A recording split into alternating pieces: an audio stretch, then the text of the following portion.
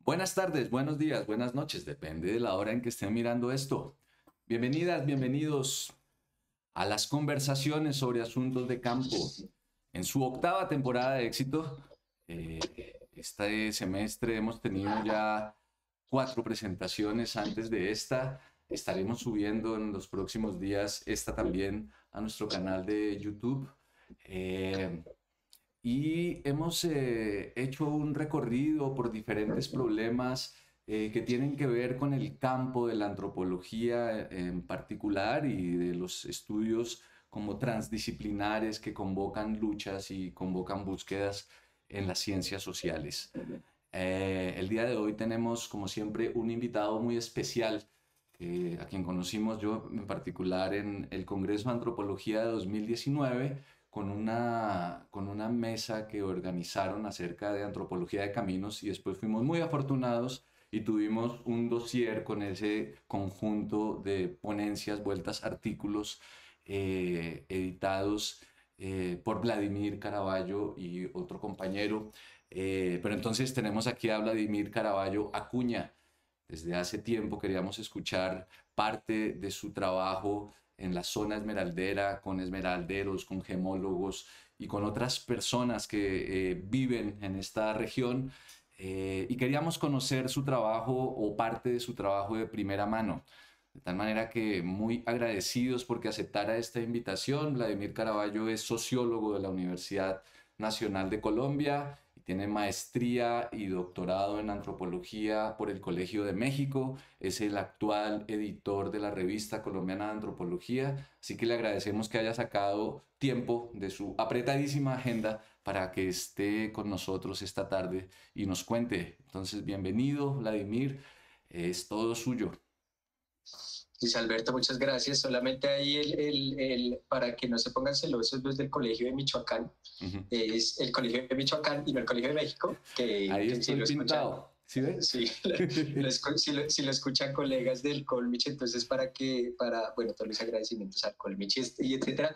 Muchas gracias, Luis Alberto, por la invitación. A mí debo decir que este espacio me parece un espacio fantástico. Yo suelo no perderme todos los episodios de esta serie tan bonita que ustedes tienen acá y que me parece muy bonita porque conversan un montón, ¿no? Porque se recupera una de las misiones, siento yo, centrales de la antropología, y es conversar, es como desnudar un poco y mostrar toda la cocina detrás de las investigaciones y estos productos que salen listos en forma de libro, en forma de artículo, y aquí tenemos la oportunidad de mostrar todo lo que hay detrás, todos los rayos que tenemos y todas las cosas que pasan. Yo no sé si van a cumplir eso en esta ocasión, pero voy a intentar hacerlo, pero si ustedes deciden sabotear, pues buenísimo, y hacer preguntas incómodas y cosas por el estilo me parecería muy chévere. Entonces, muchas gracias, Luis Alberto, y a todos quienes están aquí. Y entonces, bueno, déjenme, a ver, voy a compartir. Yo soy malísimo para la tecnología y entonces no supe cómo hacer para poder verles y compartir al mismo tiempo. Entonces creo que voy a dejar de verles un momento, o buena parte de la presentación, eh, para poder compartir. Entonces yo creo que ahí la están viendo, ¿verdad? Luis Alberto me Sí, confirma ahí como así. están, ahí estamos Listo. viendo. Listo. Entonces, bueno, déjenme empezar diciéndoles que una de las cosas yo quiero en esta presentación y en general esto es producto de la tesis doctoral en antropología que hice en México. Fue una investigación larga que todavía, por supuesto, continúa. Como ustedes saben, estos asuntos de campo nunca termina uno de hacer campo y nunca es una cosa tan distinta y tan separada la vida de uno y la vida en el campo, digamos. Entonces, esto hace parte de un proceso que duró 6 años, pero que todavía continúa. Y lo que quiero contarles un poco es todo lo que aprendí y lo que siento que todos podemos aprender de los esmeralderos y las esmeralderas, puesto en términos muy generales. Ese término de esmeralderos y esmeralderas. Hay muchos a quienes no les gusta ese apelativo, esmeralderos y esmeralderas, y es por una tradición que quizá algunos de ustedes conozcan, pero digo esmeralderos para referirme a todos aquellos quienes construyen sus vidas con las esmeraldas, digamos. Y eso lo digo porque ocurre en la región, ocurre en el occidente boyacense, en Muso, en Borbur, en Tánchez, etcétera, etcétera, pero ocurre también muy lejos de ese lugar. Ocurre en laboratorios gemológicos de Bogotá, ocurre en las plazas de comercio en el centro de Bogotá, que seguramente muchos de ustedes conocen, en las plazas de comercio en Chiquinquirá. Y si algo aprendí yo del trabajo de campo con ellas y con ellos es que no podía quedarme en un solo lugar. Es decir, yo inicié preocupado por explicar lo que ocurría en el occidente de Boyacá. Yo venía a trabajar en el CINEP, en el Centro de Investigación y Educación Popular, durante varios años, entendiendo el conflicto armado en varias regiones del país. Y la región del occidente de Boyacá me llamaba mucho la atención porque era muy atípica, digamos. A pesar de que había todos estos problemas de adjudicaciones de paramilitarismo a Víctor Carranza, era una región distinta, nunca había habido un bloque, digamos, pues estaban los carranceros, los llamados carranceros, pero el fenómeno paramilitar había sido muy distinto al de otros territorios. La presencia de la guerrilla había sido muy distinta y yo quería entender un poco lo que pasaba ya en términos de construcción de conflictos armados y construcción de paz. Pero poco a poco, con el pasar de los meses, me fui dando cuenta, primero, que era imposible entender esa región sin entender las esmeraldas. Ustedes, esta foto que ven aquí, que es de uno de los gemólogos, yo no estoy seguro, del Centro de Desarrollo Tecnológico de la Esmeralda, es una foto de lo que ellos llaman jardines. Los jardines son todo lo que ocurre al interior de una esmeralda. Esta es una fotografía hecha con un dispositivo óptico particular. Son hermosas, como ustedes ven. Me di cuenta que era imposible entender el occidente de Boyacá sin entender a las esmeraldas, sin entender esto tan extraño, tan misterioso, tan raro que son las esmeraldas. Y que para entenderlas no me podía quedar solo en el occidente de Boyacá. Tenía que moverme permanentemente, no porque estuviera siguiendo una mercancía, como se suele plantear en cierta parte de la tradición de antropología económica, y es seguir las mercancías, una Padurain, por ejemplo, entre muchos otros, quizá un poco Igor Kopitov, sino para seguir una vaina que es muy rara y que es de la que yo les quiero hablar acá, para seguir interrupciones y para seguir paradojas. Seguir interrupciones, porque básicamente lo que terminé aprendiendo de mano de los vaqueros, de los comerciantes, de los gemólogos, es que las esmeraldas son interrupciones siempre. Las esmeraldas son como espectros y como apariciones. Siempre aparecen así y utilizan esta palabra aparecer y desaparecer porque efectivamente las esmeraldas aparecen y desaparecen. Siempre hay una naturaleza paradójica detrás de los encuentros con los esmeralderos, sea de los encuentros con las esmeraldas, sea en el barro y en las rocas, o sea en los laboratorios y en los centros de comercio de Bogotá. Entonces, lo que hice fue moverme intentando tener las antenas preparadas para darme cuenta, para ver las interrupciones, para ver dónde aparecían las interrupciones y dónde aparecían las paradojas, que es lo que quiero contarles un poco hoy. Inicialmente, bueno, y quiero hacer esto porque siento que como antropólogas, como antropólogos, incluso como funcionarios del Estado, pero de esto no voy a hablar aquí un poco, de las reuniones no voy a hablar nada, inicialmente quería hablar de las reuniones entre los esmeralderos y los funcionarios del Ministerio de Minas en el marco de la formalización minera, pero pues luego pensé que no me daba mucho tiempo. Pero creo que antropólogas, antropólogos, funcionarios del Estado, todos tenemos mucho que aprender acerca de lo que hacen los esmeralderos con las paradojas. Y básicamente lo que podemos aprender de ellos es un tipo de pensamiento distinto. Nosotros estamos acostumbrados, y lo digo en términos muy generales, poco matizados, a pensar en términos discretos, a pensar en sustantivos, digamos. Todo aquello de lo que hablamos es igual a sí mismo, es una unidad, es una entidad igual a sí misma, es diferente de las otras, se puede comparar con las otras y sacar conclusiones o conmensuraciones de estas igualdades y de estas diferencias. Entonces, un indígena es un indígena y no es un negro, digamos. El suelo por el que caminamos es suelo y es tierra y no es aire, por ejemplo. En este tipo de pensamiento que piensa a partir de sustancias claramente definidas. El agua de un río es agua y no es tierra o no son sedimentos. Son entidades cuya discreción nos preocupamos siempre por explicar, y siento que perdemos un montón intentando explicar esa discreción y no intentando explicar cosas como las paradojas y como las contradicciones, que es lo que hacen los esmeralderos. Porque el mundo no es así, el mundo está hecho no tanto de sustantivos, sino de acontecimientos, si lo pensamos. Es decir, lo que quiero mostrarles es cómo, por ejemplo, las esmeraldas no son un sustantivo, es decir, no son una unidad única, sino son acontecimientos, son relaciones. No es que las esmeraldas surjan o emerjan de las relaciones que las personas establecen con ellas, sino son en sí mismas acontecimientos y son en sí mismas relaciones. Y creo que eso lo tienen muy claro los esmeralderos y creo que ese tipo de pensamiento es el que nosotros podemos aprender, el que yo he aprendido y que sencillamente aquí lo que hago es un poco darle otra forma distinta, transformarlo quizá de alguna manera y ponerlo en público. Y esto lo quiero hacer en esta presentación particularmente pensando una serie de acontecimientos específicos y son los acontecimientos en los que las esmeraldas se relacionan con el dinero, en cómo los esmeralderos conectan las esmeraldas y el dinero. Me parece que tenemos todavía mucho más que aprender. El pensamiento económico tiene mucho que aprender acerca de cómo ocurre esto, porque ocurre a partir de contradicciones como las que veremos, cómo las esmeraldas tienen precio y no tienen precio al mismo tiempo, y los esmeralderos sostienen esta contradicción y la hacen valiosa, que me parece súper interesante.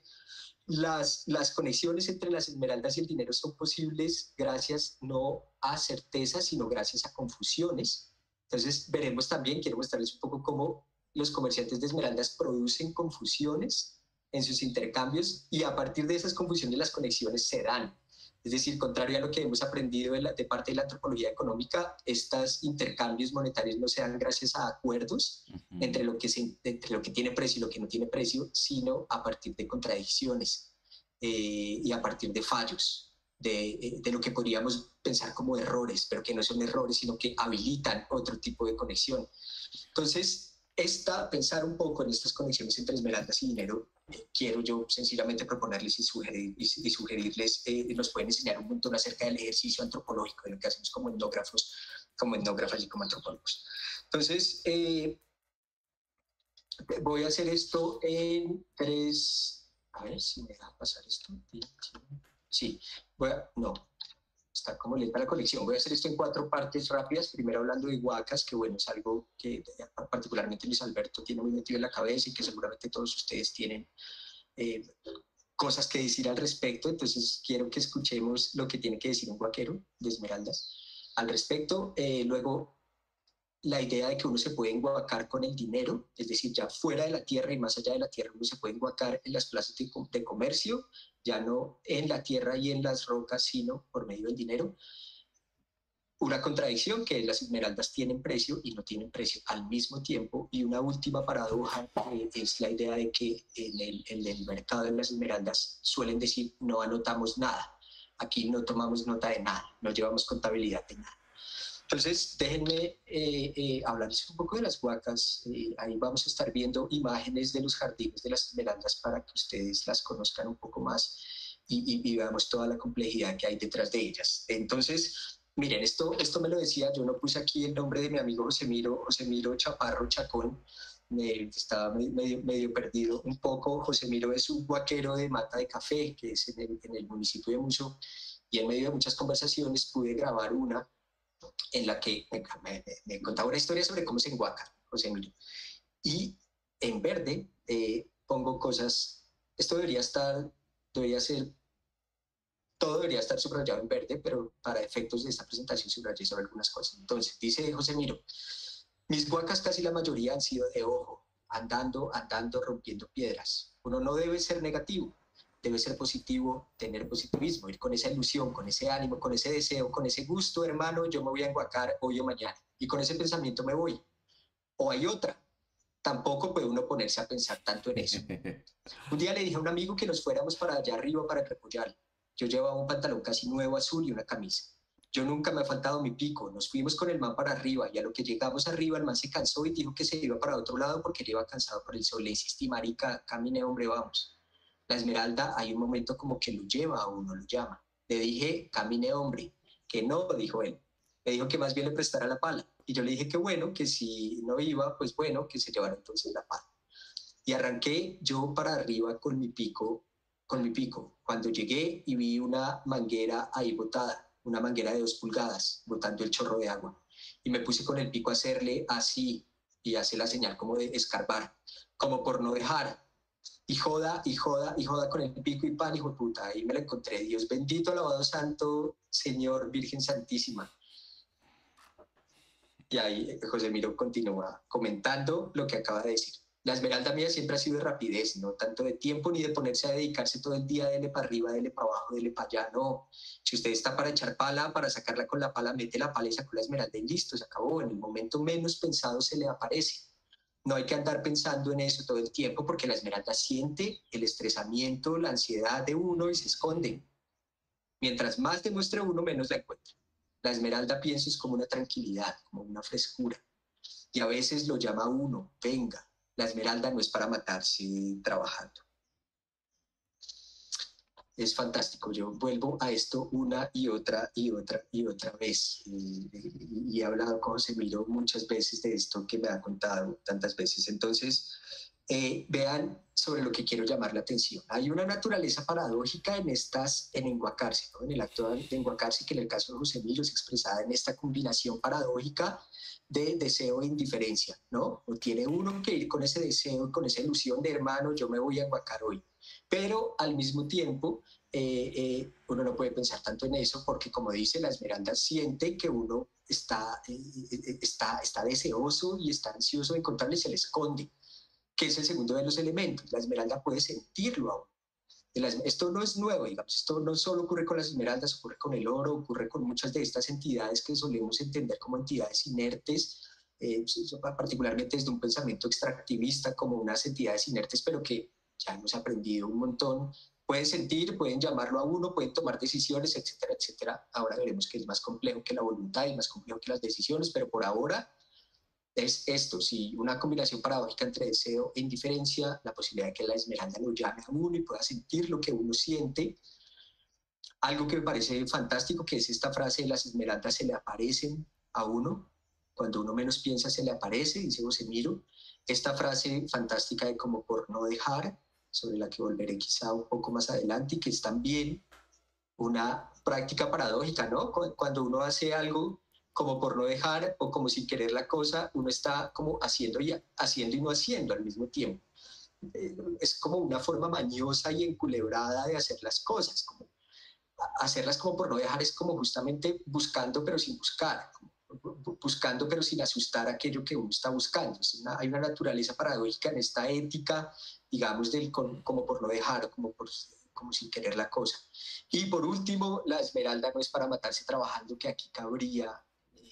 Yo por eso les digo que vuelvo una y otra vez a lo que me cuenta José Milo, a su teoría, a su conocimiento sobre las huacas, porque aquí hay toda una posición acerca del trabajo, de por qué no hay que trabajar para conseguir esmeraldas. Y cómo si uno trabaja, de hecho, las puede espantar. Y eso ocurre no solo con los guaqueros, sino con los comerciantes. Yo no sé si por aquí llegó Víctor, amigo comerciante. Me gusta molestarlo mucho preguntándole si está trabajando, si hay mucho trabajo. Y Víctor dice, yo no trabajo. Esto no es trabajo, yo lo hago por otras razones. Entonces, esto nos cuenta José Miro acerca de las enguacadas. Me interesa llamar la atención sobre este carácter paradójico y que tiene que ver entonces como con cierta ética, pienso yo, con cierto conocimiento, no sé bien cómo llamarlo. Primero, las esmeraldas entonces no se buscan, ¿no? Las esmeraldas no se buscan y no se encuentran. Las esmeraldas se aparecen y no solo se aparecen, sino se desaparecen fácilmente. Y cuando digo esto, lo digo en serio. Es decir, las esmeraldas de verdad se desaparecen muy fácilmente y hay muchas historias aquí, hay personas, Natalia, bueno, entre muchas que saben, han tenido esmeraldas en la mano y saben que se le desaparecen a uno y es en serio, no es una metáfora, no es una forma rebuscada de decir las cosas, es que de verdad usted puede tenerla en el dedo, puede estar agarrándola bien y agarrándola como se debe agarrar una esmeralda con firmeza, pero con delicadeza al mismo tiempo, como paladeándola, dicen ellos. La esmeralda puede caérsele y desaparecerse y literalmente desaparecerse. Es decir, puede usted estar, y me ha pasado muchas veces y he escuchado mil historias, puede estar en un lugar con baldosas blancas donde es imposible que la esmeralda se vaya más allá de 3 metros de perímetro o una cosa por el estilo y la esmeralda se desaparece. o teniéndola dentro del bolsillo de su camisa, la esmeralda puede desaparecerse. Entonces, igual que aparece la esmeralda de un momento a otro y como una interrupción en medio de una tensión ambigua que combina el entusiasmo y la indiferencia, igual puede desaparecerse muy fácilmente. Y entonces lo interesante es que no depende de las voluntades, es lo que he entendido yo. Es decir, José Miro dice, Ave María Santa, Ave María Purísima, Señor, etcétera, pero no depende de la voluntad de Dios solamente, pero tampoco depende de la voluntad de la esmeralda solamente, pero tampoco depende solamente de la suerte. Yo creo que lo que hay aquí en esta disposición paradójica es algo que no puede ser explicado del todo, algo que no se puede reducir a la voluntad de nadie, ni de esa entidad rara que es la esmeralda, ni Dios, ni la suerte, ni la voluntad de uno, ni el trabajo, sino sencillamente algo que no puede ser explicado, que es indeterminado y a lo que uno solo puede disponerse. En lo que uno lo único que puede hacer es como disponerse a ser sorprendido. Y a que uno sabe que se va a encontrar una esmeralda, es posible que se encuentre una esmeralda, pero no sabe si será una morralla. Ahora les voy a hablar un poco de eso, si es una morralla o si es una esmeralda grande o si es pequeña. Uno nunca sabe en qué momento va a aparecer, nunca sabe cómo, ni cuándo. Y creo que en esta ética paradójica del como por no dejar, del como sin querer la cosa, nos habla de una manera de construir el mundo, de construir estos encuentros con las esmeraldas muy particular, que es la que a mí me interesa tanto y la que creo que nos puede enseñar mucho a nosotros como antropólogos, y es cierta disposición a la sorpresa, como a una combinación entre la planeación y sorpresa permanentemente. Y esto entonces nos lleva a pensar un poco en las paradojas y en lo que significa una paradoja y en cómo la paradoja puede convertirse en una forma de pensar muy útil para todo el mundo, digo yo, no solo para nosotros, sino insisto, y no es lugar para hablar de esto, pero incluso y sobre todo para los funcionarios públicos. Si los funcionarios públicos le dieran el lugar indicado a las paradojas que se les aparece permanentemente cuando están con la gente, con la otra gente, creo que las políticas, en este caso mineras, serían otra cosa. ¿Qué hace una paradoja? Vean, y perdón, aquí me pongo un poco quizá cansón con etimologías y cosas por el estilo, paradoxa, ¿no? Y quizá todos estén más o menos familiarizados con esta idea de Bourdieu de la paradoja, que es contrario a la doxa, es decir, contrario a un conocimiento naturalizado. Pero creo que es algo más específico, una paradoja. Una paradoja es una práctica en la que nosotros usamos una conexión que es dada ya por, ahora les pongo unos ejemplos para que esto se entienda, una conexión que es dada por cierta y utilizamos esa conexión para revertirla o para darle la vuelta, para encontrar una contradicción ahí y para crear valor a partir de esa contradicción. Entonces, piensen ustedes en ejemplos, no sé, como en casa de herrero, cuchillo de palo, por ejemplo, que es una paradoja típica. Entonces, se aprovecha, hay algo que conecta, hay algo que debería funcionar, y es que si el herrero trabaja con hierro, debería tener un cuchillo de hierro, es una conexión convencional, pero la paradoja se sitúa adentro de eso que se espera, de esa conexión convencional, y le da la vuelta. Entonces, introduce otro material, introduce la madera, introduce otra herramienta que es y Natalia sabe de este asunto Natalia Gamboa sabe de este asunto de las herramientas. Uno introduce un material de otra herramienta que es de madera y explota o implosiona esa conexión convencional, ¿cierto? Lo mismo ocurre con otras. Vísteme, yo me traje unas como muy bobas quizá, pero que son útiles. Vísteme despacio porque tengo afán. Vísteme despacio porque tengo afán. Entonces, se utiliza el ritmo, hay un ritmo que debería ser, que es el que conecta el tener afán y vestirse de afán, y la paradoja consiste en romper ese ritmo, romper eso que conecta, situarse dentro de la conexión y cambiar el ritmo y meter un ritmo distinto, que es el ritmo no acelerado, no es el del afán, sino el de lo despacioso, el de lo lento. Y a partir de esa introducción de ese ritmo, la conexión se transforma, no se destruye, sino se transforma. Este poder transformativo de las paradojas es el que me parece a mí esencial, y repito, insisto, lo he aprendido yo, a pesar de que pongo aquí como la etimología, lo he aprendido de los esmeralderos, de este poder creativo de las paradojas. Las paradojas emergen del sentido común, lo intervienen y lo hacen extraño. Y ustedes seguramente tienen en mente todo lo que se decían de los esmeralderos durante la bonanza esmeraldera, y es que eran sujetos extraños, que eran bichos raros, que eran mamarrachos, me decía un amigo, el papá de un amigo esmeraldero, se visten como mamarrachos. Y creo que esa adjudicación de lo mamarrachudo, de lo mamarrachoso a los esmeralderos, tiene que ver justamente con que se sitúan dentro del sentido común y lo implosionan. Hacen algo que solo se puede hacer estando al interior, como las paradojas, estando al interior de esas conexiones y desde adentro implosionándolas. Las paradojas entonces están adentro y afuera del sentido común. Si uno quiere encontrar esmeraldas, no hay que buscarlas. Si uno quiere una talla perfecta, si uno quiere tallar una esmeralda con estas máquinas especializadas en tallar, si uno quiere tallar perfectamente una esmeralda, debe ser imperfecto. Y aquí no es, lamentablemente no me puedo detener en cada una de estas cosas, pero bueno, ya luego irán apareciendo. Las esmeraldas, y esto es en lo que me interesa centrarme, las esmeraldas se compran y se venden, pero no tienen precio. Los esmeralderos son expertos haciendo esto tanto en la guaquería como en la talla de las esmeraldas, como en el comercio y el intercambio, por dinero. Entonces lo que creo es, para terminar esta primera parte, es que las huacas son una inauguración. ¿Qué quiero decir con eso? Cuando pensamos en inaugurar, solemos pensar en que lo que se inaugura es como el futuro, ¿no? Y el futuro nos lo solemos imaginar como una línea. Es decir, se inaugura un puente, una casa, lo que sea, una carretera, y se imagina uno el futuro, la línea hacia adelante. Pero cuando digo inauguración me refiero a los augures de la antigua Roma. Otra vez al origen etimológico de inauguración. Los augures de la antigua Roma auguraban el porvenir a partir del vuelo de las aves. Y a pesar de que porvenir se suele entender también como una línea, yo lo que creo es que las huacas son una inauguración en el sentido en que inauguran múltiples posibilidades, en el sentido en que inauguran la posibilidad de que cualquier cosa ocurra. Lo que inauguran las huacas, que emergen en la tierra y emergen en las rocas, lo que fundan trasciende la tierra e inaugura ambigüedades.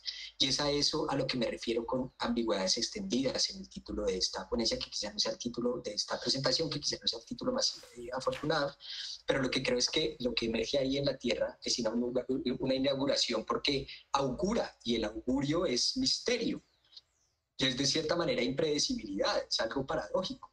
Y lo que empieza a pasar a partir de que aparece la esmeralda en la tierra y en las rocas son ambigüedades que proliferan por distintos lugares, incluso lejos de la tierra. Y entonces, uno de los lugares en los que ocurre esto, en los que aparecen estas paradojas, es justamente en el comercio, en el centro de Bogotá, en la Plaza de Lausana. Entonces déjenme leerles una parte pequeña de algo que estoy escribiendo, en el que cuento cómo escuché la primera vez que alguien me dijo, se enguacó. Se enguacó cuando acababa de comprar unas esmeraldas. Entonces, miren, les cuento la historia. Durante mi trabajo de campo como estudiante doctoral, acompañé y participé en el comercio callejero de esmeraldas en Bogotá. Las transacciones que se llevan a cabo allí, como ustedes sabrán, son pues por medio del regateo, ¿no? Es decir, un comerciante sugiere un precio para que otro sugiera uno nuevo de manera sucesiva hasta que pasa algo, hasta que hay un acuerdo o no hay ningún acuerdo y cada uno se va por su lado.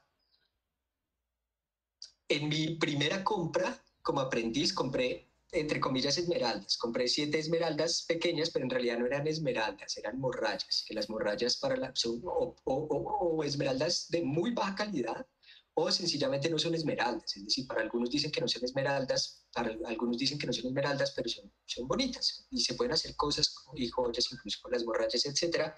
Para darles una idea, estas 7 esmeraldas me costaron 70.000 pesos, es decir, como 10.000 pesos cada una, o una cosa por el estilo.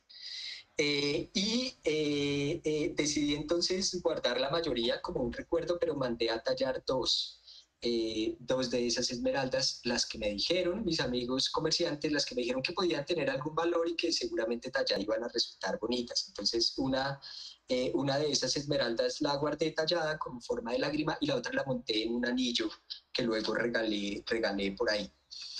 Cuando le mostré una de las esmeraldas talladas a mi amigo Luis, bueno, es el papá de un amigo ya fallecido, don Luis Montenegro, su respuesta, luego de que vio la esmeraldita pequeña que yo había mandado a tallar con doña Cecilia, que era la señora talladora, me dijo: hermano, usted se enguacó.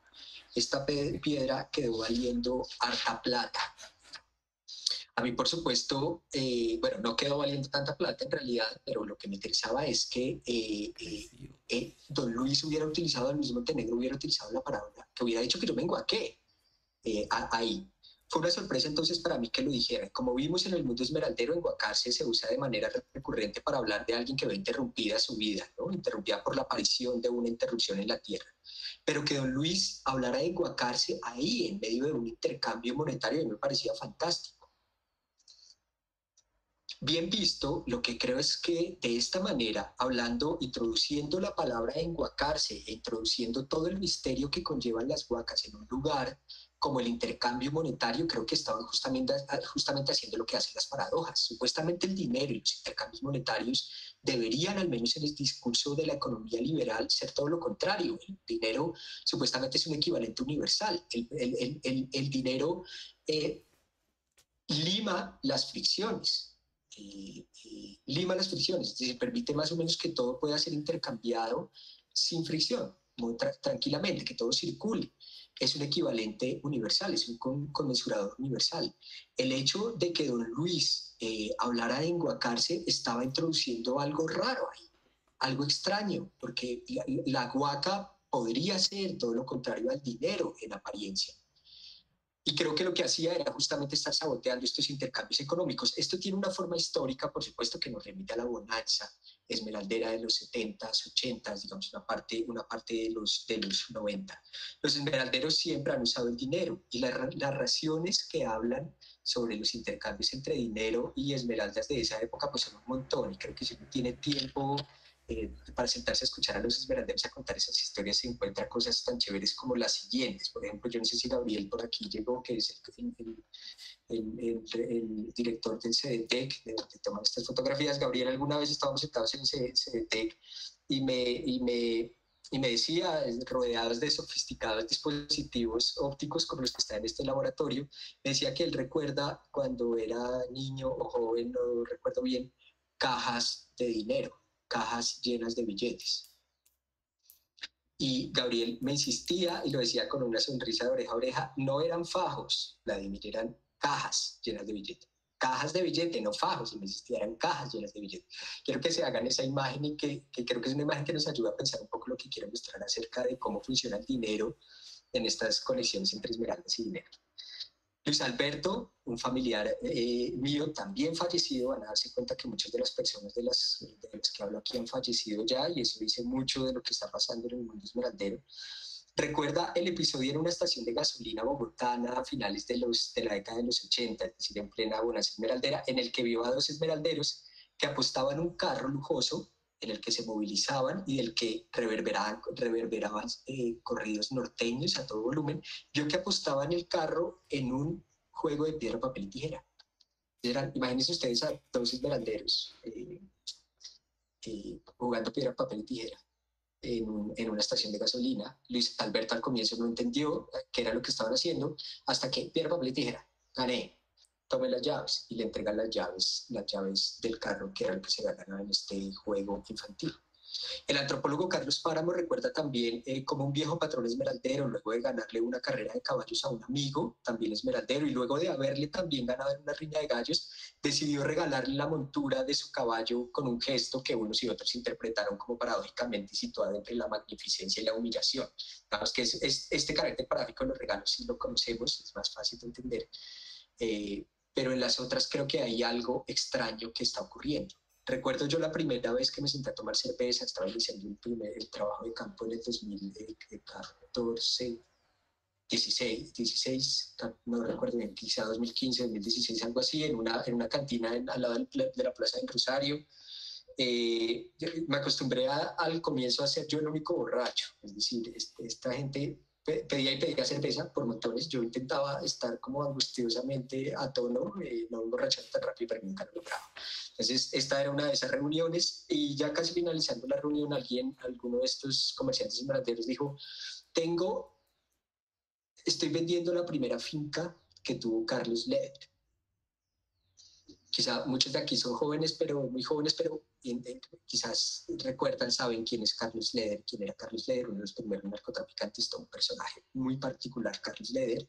Y ahí en medio de una cantina, en medio de mala muerte y tomando cerveza, alguien estaba diciendo, tengo la primera finca que tuvo Carlos Leder para la venta. ¿Cuánto vale? Le preguntó uno de mis contertulios. Este hombre le respondió que valía, ya no recuerdo, mil millones no más, 100.000 millones de pesos. A mí el ofrecimiento me pareció muy raro porque había visto que muchos de las personas que comerciaban en la Plaza del Rosario, de duras penas, algunos tenían para almorzar, entonces que se estuviera intentando transar la primera finca de Carlos Leder por 100.000 millones de pesos me parecía absurdo. Creo que seguro me reí, además porque, como les digo, estaba bastante tomado, pero al final la finca terminó negociándose. La finca, nunca supe si era de Carlos Leder o no, nunca, pero a mí lo que me dijeron es que se ha terminado negociándose, no sé por si burlarse de mí o algo por el estilo, es posible, pero terminó negociándose. Entonces lo que creo es que con estas historias hay algo justamente extraño en lo que ocurre en las conexiones con el dinero. Hay un término en alemán que a mí me parece muy útil para entender muchas cosas, y perdón, la pronunciación es horrible, pero es como das Unheimliche. Das Unheimliche fue un término acuñado, digamos, por Freud, con el que se refería a lo siniestro. Muchas de estas imágenes, de hecho, que veremos son imágenes un poco siniestras. Con siniestro, Freud no se refería a lo terrorífico, sino a una combinación muy paradójica. Y esa es la combinación, piensen ustedes en David Lynch, por ejemplo, en el cine de Lynch.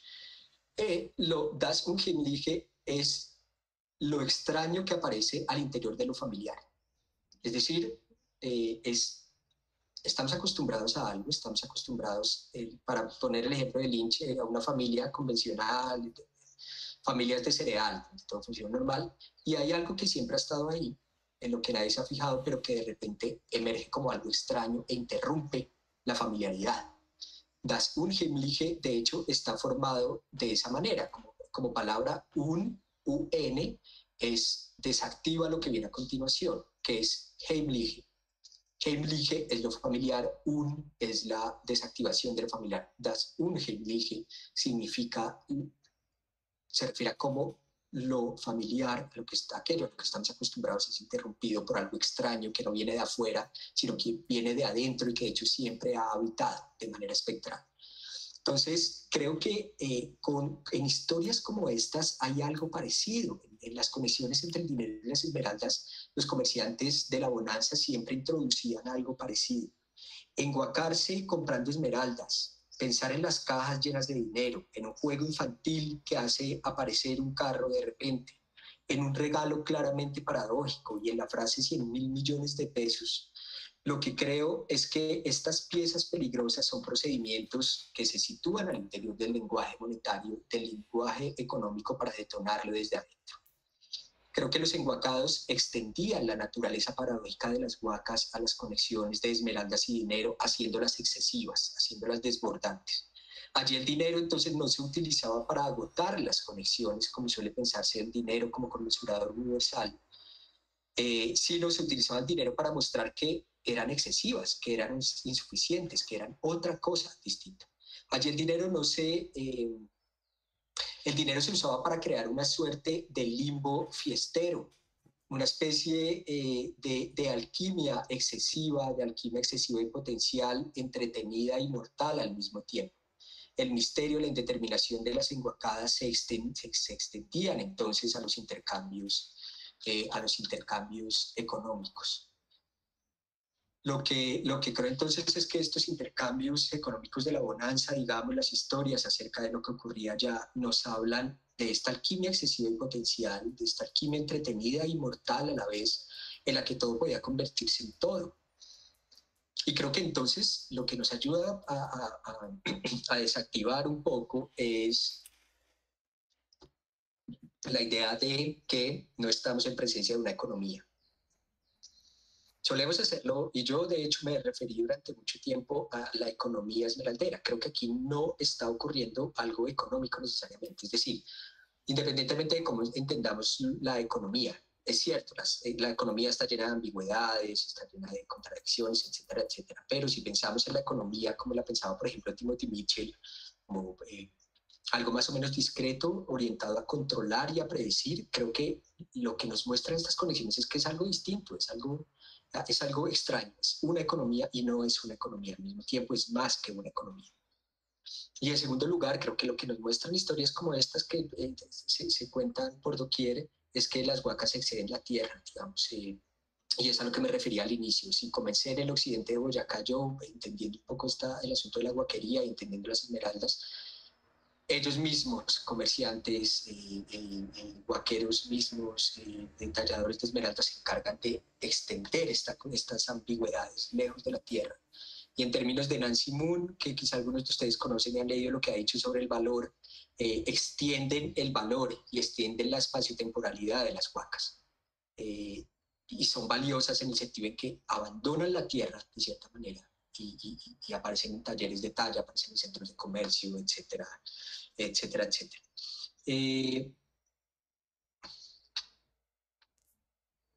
Fotografías tomadas en el, bueno, algunas en el CDT, otras no tanto, esta es tomada por Rodrigo Giraldo, para que vean un poco la materialidad, digamos, de estas ambigüedades y la materialidad de la determinación encarnada en las esmeraldas.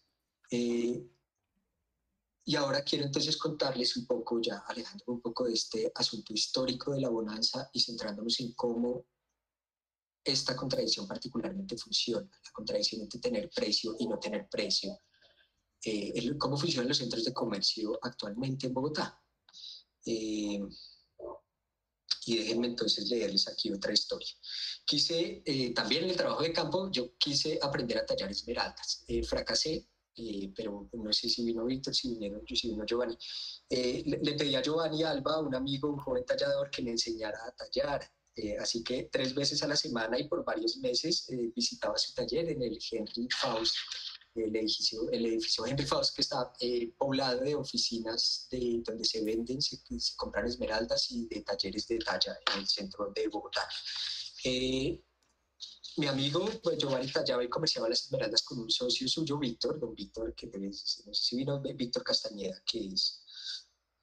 Bueno, recuerdo entonces cuando con un poco de nervios yo le pregunté a Víctor, la primera vez que yo preguntaba por el precio de una esmeralda, entonces estábamos sentados frente a una mesa al lado del taller de talla de Giovanni y estábamos paladeando una esmeralda.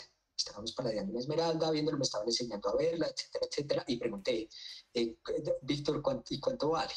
Entonces, lo que me respondió Víctor se ha extendido en el espacio y en el tiempo, y fue una respuesta en 2 momentos. Entonces, lo primero que me dijo Víctor fue,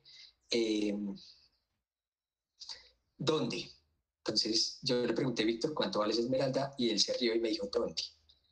Yo le pregunté, ¿cómo así, Víctor? ¿Que dónde? Me dijo, sí, ¿dónde? Volvió a reírse y entonces me explicó algo que quizá ustedes se imaginen ahora, pero que yo no me imaginaba en ese momento, de verdad, me descolocó. Y es, pues depende, es distinto si usted hace la pregunta en una mina, si usted hace la pregunta aquí abajo, si la hace en la oficina de un japonés, si la hace en esta oficina, si se la hace a un viejo amigo, si se la hace a un comerciante que no conoce, etcétera. ¿Dónde hace esa pregunta? Ese fue el primer momento de la respuesta. Y en el segundo momento, Víctor entonces concluyó diciéndome, en este momento, esta esmeralda no tiene precio. Entonces, bueno, me quedé yo pensando un poco a lo largo de la investigación doctoral qué significaba que una esmeralda no tuviera precio y qué significaban estos 2 momentos. Entonces, de un lado, la primera parte de la respuesta me introducía a la compleja red de transacciones que llevan a las esmeraldas desde las minas del occidente de Boyacá, digamos, Muso hasta Bogotá. Entonces, para entender cómo se le ponía precio a una esmeralda, tenía que estar metido en estas redes. Entonces, La esmeralda solo tenía precio en esas relaciones llenas de reputación, de humor, de chistes, de desconfianza, de redes familiares, de historias larguísimas. Solo ahí emergía el precio. Para entender el precio de las esmeraldas, entonces tenía yo que estar en esas redes. Eso en primer lugar, en la primera parte de la respuesta de Víctor. Pero en la segunda, entonces, la respuesta insinuaba una posibilidad que quedó retumbando en mi cabeza en ese momento, y era si había ocasiones en las que las esmeraldas no tuvieran precio.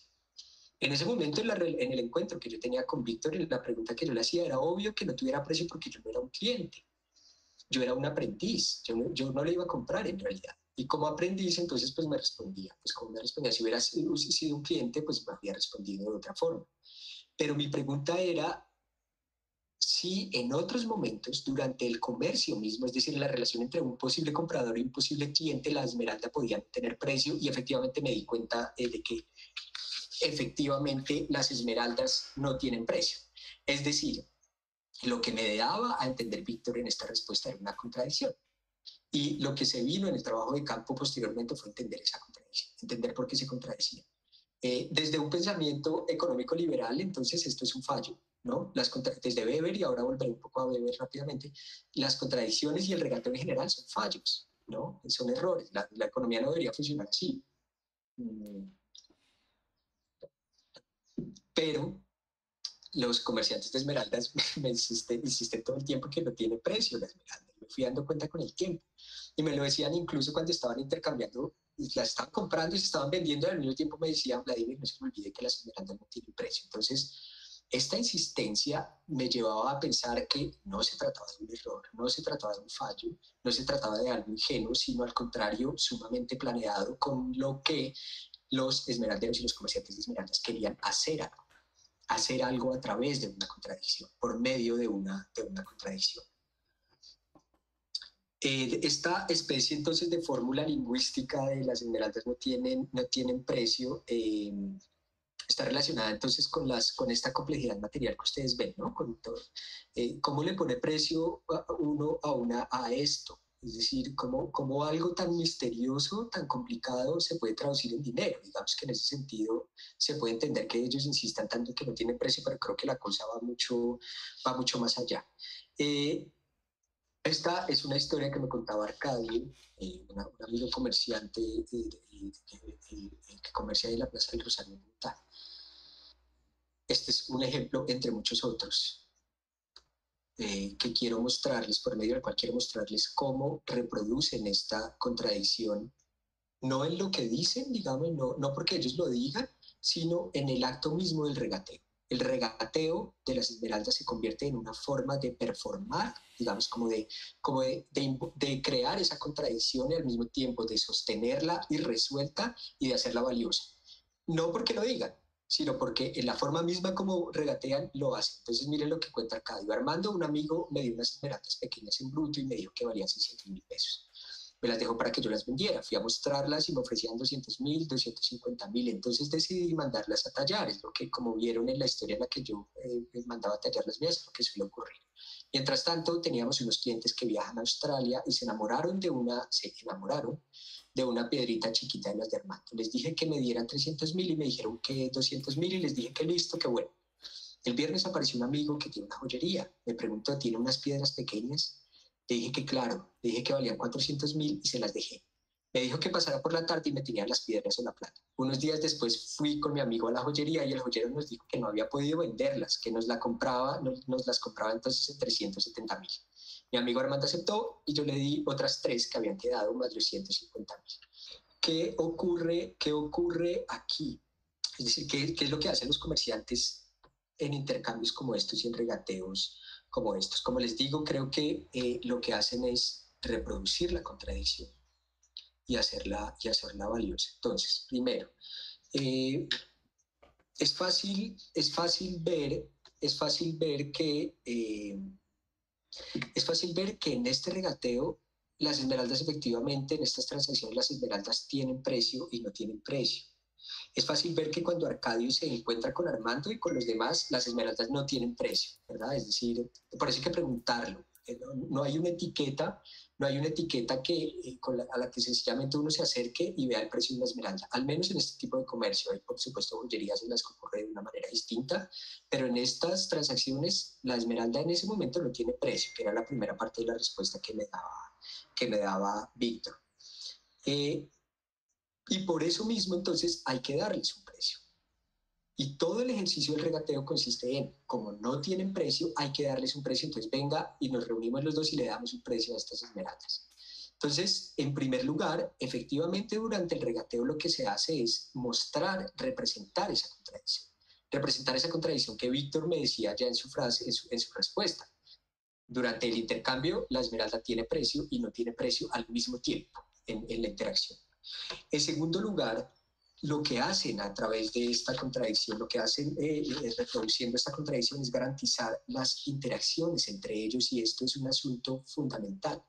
Si ustedes recuerdan lo que ha hecho, lo que decía David Graeber acerca del valor en una postura muy marxista, es el valor de las cosas no está en las cosas, sino está en las interacciones. El valor de las esmeraldas no está en las esmeraldas, sino está en las interacciones de las personas, en las interacciones entre personas y esmeraldas, que como hemos visto no son interacciones de cosas separadas las unas de las otras, sino son más bien interacciones espectrales, como interacciones, decía por ahí una filósofa, Karen Barat, que es distinto a interacción. Reproduciendo esta contradicción, es decir, regateando, ellos garantizan que su trabajo es necesario, y ahí hay una cosa meramente material, digamos. Es decir, si las esmeraldas de repente empezaran a tener precio, es decir, si la contradicción desapareciera y se le pusieran etiquetas a las esmeraldas con su precio y empezaran a ser solo vendidas en grandes joyerías, la contradicción desaparece y desaparece el trabajo de los comerciantes y de los comisionistas. Que trabajan a lo largo de entre Boyacá y Bogotá y en otros lugares del país, pero sobre todo en estos dos. Entonces, reproduciendo esta contradicción, ellos garantizan que su trabajo sigue siendo necesario, ellos garantizan que ellos siguen interactuando y contándose chistes y midiéndose la reputación y poniéndose apodos y etcétera, etcétera, etcétera. Entonces, la contradicción crea tejido social, digamos, de cierta manera. Pero de otra entonces, en tercer lugar, lo que hacen por medio de esta contradicción es algo que a quienes estén interesados en la antropología económica, es algo que nos tiene mucho que enseñarnos, y es mostrarnos cómo funcionan los precios. Mostrarnos cómo funcionan los precios, es decir, desnudar la caja negra en términos de Latour, desnudar la caja negra que constituye un precio. La gracia de un precio es que no se cuestiona. Los precios están en parte hechos para eso, para que uno se pregunte cómo se establecieron y de dónde vienen y cuáles son las interacciones que vienen detrás de esos precios. Es una caja negra. Pero lo que hacen por medio de la contradicción es desanudar y desnudar la manera como se construye un precio. Hay un autor que a mí me parece muy chévere, es un sociólogo, Fabián Muniesa, y Fabián Muniesa está preocupado, él tiene varias etnografías sobre la Bolsa de París. Y Muniesa muestra cómo los corredores de la Bolsa de París están preocupados por encontrar una especie de balance de cómo emergen esos precios. Pues todos ustedes saben, en buena parte de las bolsas funcionan a partir de establecer precios. Entonces en París, el autor muestra cómo hay dos formas en las que pueden emerger un precio, en las que un precio puede representar ciertas cosas y no otras. Una forma, entonces, es los corredores de bolsa están preocupados porque ese precio que surja represente las interacciones entre ellos. Entonces, están todos reunidos en una sala. Yo no sé si ustedes conocen los detalles de cómo funciona eso, pero es fantástico. De hecho, la altura de un corredor de bolsa, la altura física de un corredor de bolsa importa mucho, porque si es con gestos, con estos gritos y gestos, etcétera, que alguien sea más alto, resulta muy útil, porque puede ver mejor y puede ser escuchado de mejor manera. Y hay dispositivos no, hay zapatos de plataforma y zapatos especiales que lo pueden hacer a uno más alto y ver las pantallas mejor, ver a los otros mejor, etc.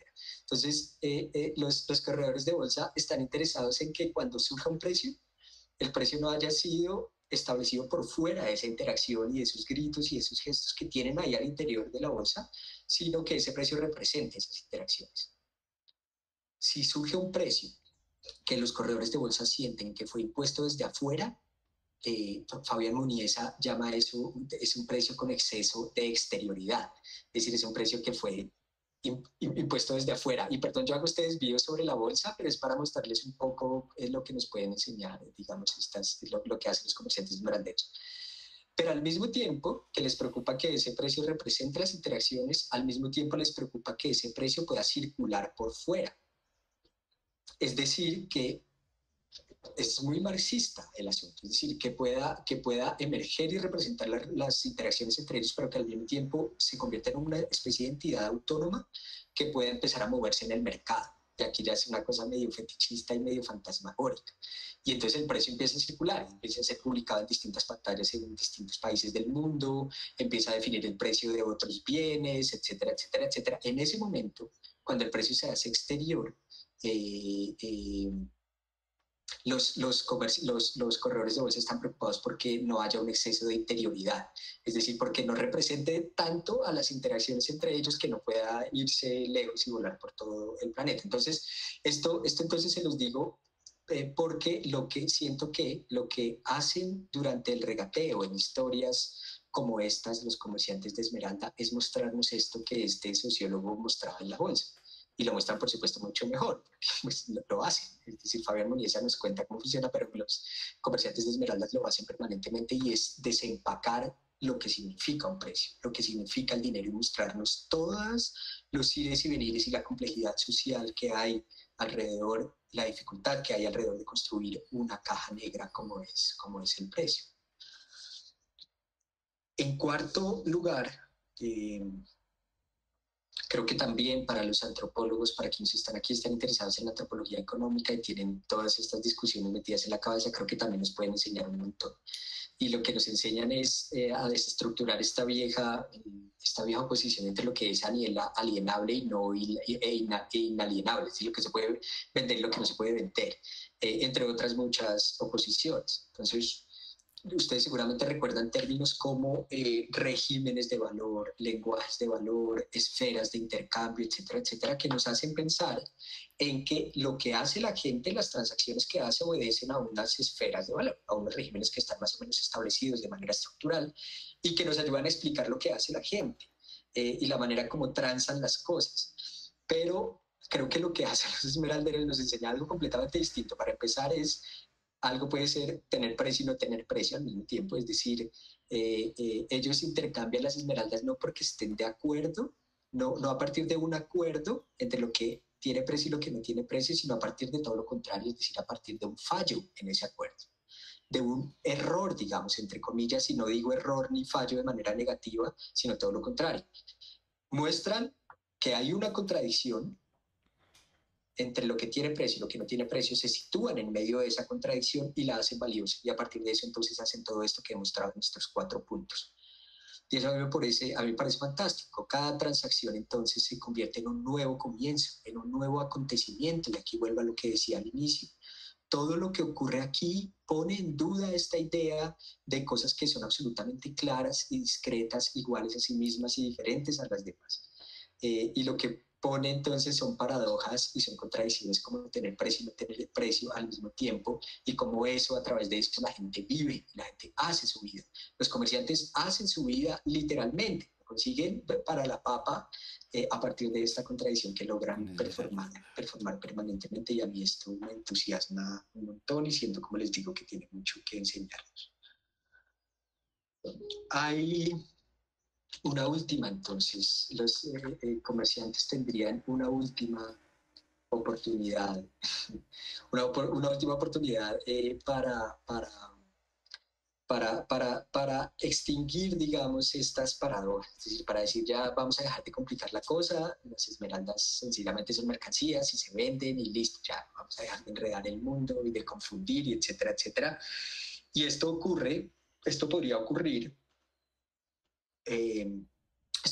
cuando efectivamente alguien saca el dinero, eh, y compra una esmeralda. En ese momento la paradoja debería desaparecer. Entonces aquí Y aquí la pregunta es, ¿qué ocurre cuando la relación, qué ocurre cuando la conexión se cierra? Es decir, cuando se intercambia, cuando el negocio tiene lugar entonces. Eh, Tendrían una oportunidad entonces para acercarse a la contabilidad, es decir a anotar las cosas, ¿no? Recuerden, a ver, los libros de contabilidad son del origen mismo, incluso del capitalismo, llevar las cuentas, una razón contable, como decía Bataille. Eh, eh, y podrían hacerlo en este momento los comerciantes, pero no lo hacen e insisten en seguir saboteando esto, insisten en seguir creando paradojas y contradicciones, en situarse dentro de los intercambios económicos para hacerlos implosionar. Y lo hacen de una manera particular y es no anotando. Y lo dicen todo el tiempo. Así como dicen, es que la esmeralda no tiene precio, insisten permanentemente, es que aquí no anotamos nada. Es que aquí todo es de palabra. Van las dos cosas juntas todo el tiempo, pero suelen decir la primera sola también. Aquí es que aquí no se anota nada, Vladimir.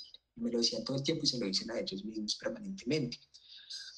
Y la primera, esto lo que hace es entonces generar confusiones. Es decir, y a esto me refería al inicio, en lugar de producir certezas, sin llevar las cuentas, lo que hacen es producir confusiones. E igual que la contradicción entre tener y no tener precio no es un error, sino es un acto creativo, igual aquí producir confusiones en lugar de certezas es también un acto creativo y no un error o un fallo, o más bien es un fallo creativo. Entonces, la primera vez, yo recuerdo mucho cuando fue la primera confusión que yo vi. A veces son confusiones complicadas, como ustedes se imaginarán. Es decir, cuando hay en juego una buena cantidad de dinero, no anotar, no llevar las cuentas puede ser difícil. Yo recuerdo la primera que no fue muy complicada. Estaba con un amigo tallador y un comerciante. No lograban recordar, el amigo tallador le había dado una cantidad de esmeraldas al comerciante para que se las ayudara a un comisionista para que se las ayudara a comerciar y ninguno de los dos lograba recordar si eran 9 esmeraldas que pesaban 11 quilates o si eran 11 esmeraldas que pesaban 9 quilates. Puede parecer una confusión sin mucha importancia, pero eran esmeraldas valiosas, es decir, eran esmeraldas bonitas. Eran buen material, tenían un buen peso, etcétera, y eso se suele anotar en unos sobres chiquiticos, pero por alguna razón aquí no se había anotado. Yo recuerdo bien cuál era el asunto, pero no lo habían anotado, entonces la situación se puso un poco tensa, que no, que eran 9 esmeraldas, no eran 11 esmeraldas, eran 9 quilates, etcétera. Fue poniéndose un poco tenso el encuentro hasta que el comerciante dijo, espérese, yo creo que sí anoté algo.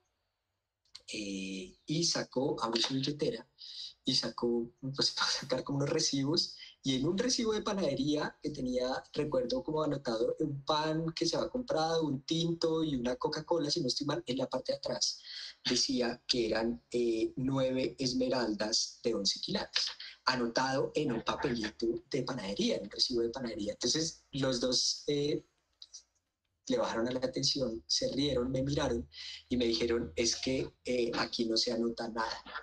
Volvieron a insistir en el asunto. Entonces, la pregunta aquí entonces es, ¿por qué? Es decir, ¿por qué? Y la respuesta es parecida a las contradicciones. ¿Por qué confundirse? ¿Por qué insistir en no anotar nada? ¿Por qué insistir en producir confusiones en lugar de certezas? ¿Por qué insistir en no contabilizar, en no llevar la contabilidad, si eso haría más fácil todo? ¿Por qué insisten en seguir complicando las cosas? Y aquí lo que creo es que hay entonces, y con esto voy ya finalizando, lo que creo es que hay otra vez algo paradójico, porque no renuncian a anotar. Este comerciante que les digo no renunciaba a anotar, él anotó, pero anotó en un lugar como saboteándose a él mismo que era difícil de recordar, difícil de encontrar. No renuncian a anotar, pero tampoco anotan en un lugar como un cuaderno de cuentas. Hacen las dos cosas al mismo tiempo. Es como si anotaran como sin querer y volvemos a esta frase. Es como anotar como por no dejar. Es como anotar y no anotar al mismo tiempo. Eh, y esto tiene que ver, por supuesto, con una forma distinta de entender los archivos, de entender la contabilidad. Los archivos suelen ser entendidos como como el ordenamiento del mundo, como todo el mundo afuera del archivo es profundamente excesivo y desbordante y lo que hace el archivo es organizar ese exceso y organizar ese desborde en categorías fijas, y aquí hay personas que saben mucho de archivística, en categorías memorias fijas, discretas, en donde otra vez no son acontecimientos, sino son entidades discretas las que se organizan.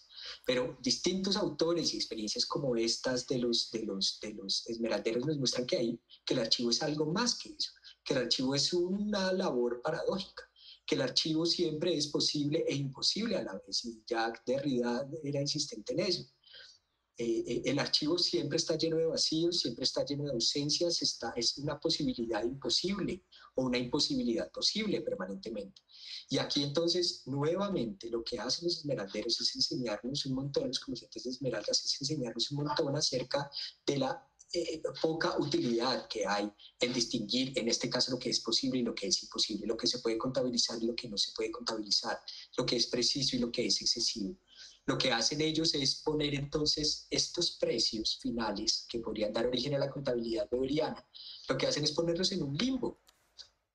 Si ustedes lo piensan, cuando se anota y no se anota al mismo tiempo, lo que hacen es poner esos precios en un lugar en el que se recuerdan y no se recuerdan a la vez, en el que se pueden olvidar tan fácilmente como se pueden recordar, en el que se pueden recordar tan fácilmente como se pueden olvidar. Y lo que ocurre entonces, igual que con los precios, igual que con la contradicción, es que anotando y no anotando al mismo tiempo garantizan el trabajo, garantizan seguir subsistiendo y garantizan su mundo a través de una ética que entonces lo que quería mostrarles un poco es a través de una ética que no es, que es una ética sumamente paradójica. La chispa ambigua, el chispero, entonces, de las huacas, vuelve a ser convocado, invocado una y otra vez para complicar las cosas. Hay una cosa que estaba dejando por fuera, que quería, a ver si la encuentro aquí, y es esta idea de extinguir, como de la imposibilidad de extinguir esa chispa. A ver si la encuentro. Sí, extinguir, esto me ayuda a pensar un poco en algo que no menciono aquí, con esto ya casi voy terminando. Extinguir me ayuda a pensar un poco en toda la política de formalización minera que se está llevando a cabo en este momento, pues, desde hace ya varios años en el país, y que a veces siento, y los comerciantes de esmeraldas sienten a veces ciertos sectores, digamos, es por ejemplo, por supuesto una lógica diferenciada, que es una forma de querer extinguir una chispa. Querer extinguir esa chispa, ese chispero que aparece entonces, ese chispero ambiguo, indeterminado, que es posible e imposible a la vez, que aparece en las rocas y en el barro, y que entonces prolifera y reverbera lejos en el tiempo y en el espacio. Extinción tiene, cuando ellos dicen extinguir, alguna vez lo escuché a uno, extinción tiene un origen latín que es paradójico también. Viene de stingir. Stingir, que stingir significa pinchar o estimular. Es decir, a pesar de que solemos pensar en extinguir, el extinguir como una eliminación de algo es otra vez paradójico.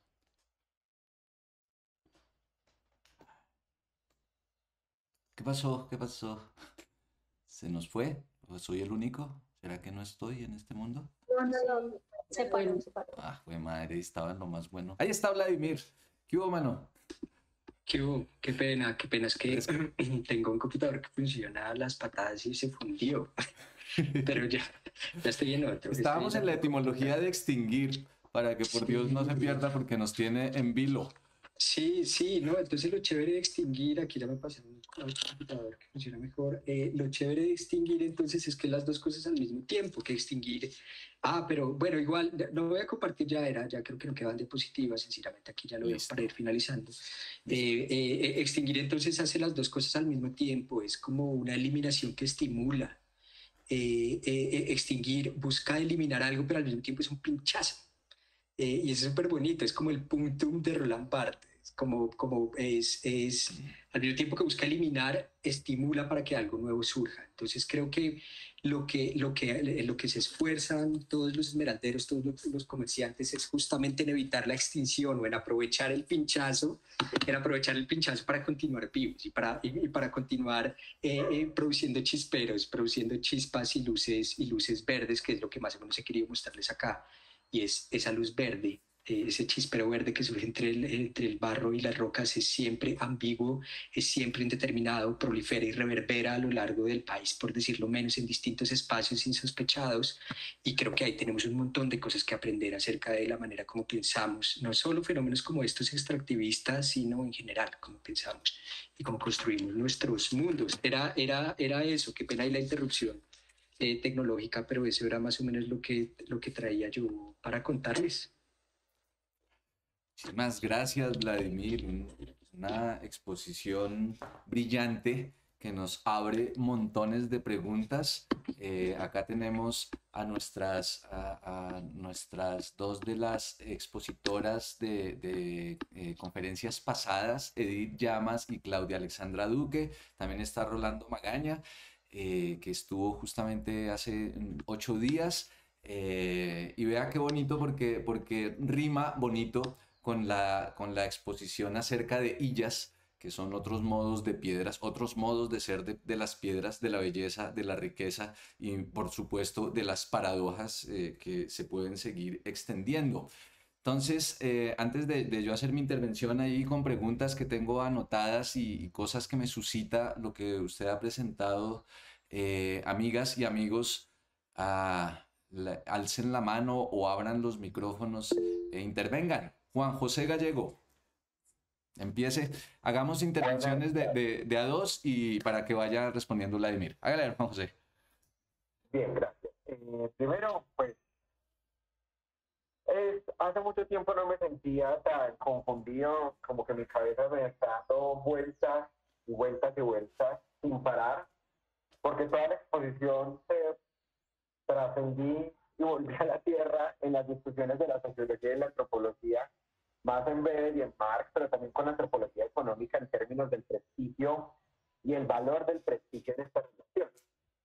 Hay algo que me pareció interesante, que tú decías que estas relaciones sociales que se establecen alrededor de las esmeraldas no son relaciones económicas, pero en toda la exposición mencionaste conceptos de la economía clásica, del dinero, del valor, del comercio. Entonces, ahí también me resulta algo que preguntarte y es, ¿cómo explicamos entonces algo que no radica en un análisis económico clásico o contemporáneo?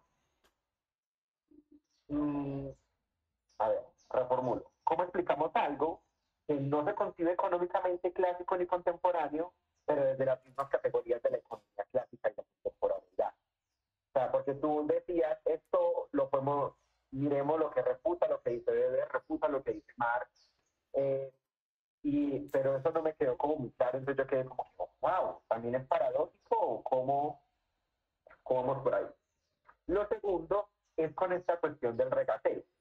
Ahí yo estoy viendo en este momento el curso de antropología económica y siempre he insistido en las lecturas que la interpretación y el análisis de las relaciones económicas también tienen una cuestión del prestigio, del valor o de la honra, pero esta cuestión del regateo no la vi. Y quizás en estas relaciones con las esmeraldas, el regateo no solo determina el valor. Tú dices que las esmeraldas no tienen valor, pero que el valor está fijado, o sea, pero que el precio se determina por el lugar y las personas. Pero si en ese proceso de regateo hay también quizás un proceso de honra o un proceso de, no sé, de prestigio a partir de las esmeraldas. O solo esa es la cuestión del regateo lo que determina el prestigio y el valor de las esmeraldas. Esas serían como las dos cuestiones hasta luego. Y muchísimas gracias nuevamente. Gracias, Juan José. ¿Alguien más para acumularle dos intervenciones para que Vladimir intervenga? O que intervenga y ahí seguimos. Digan.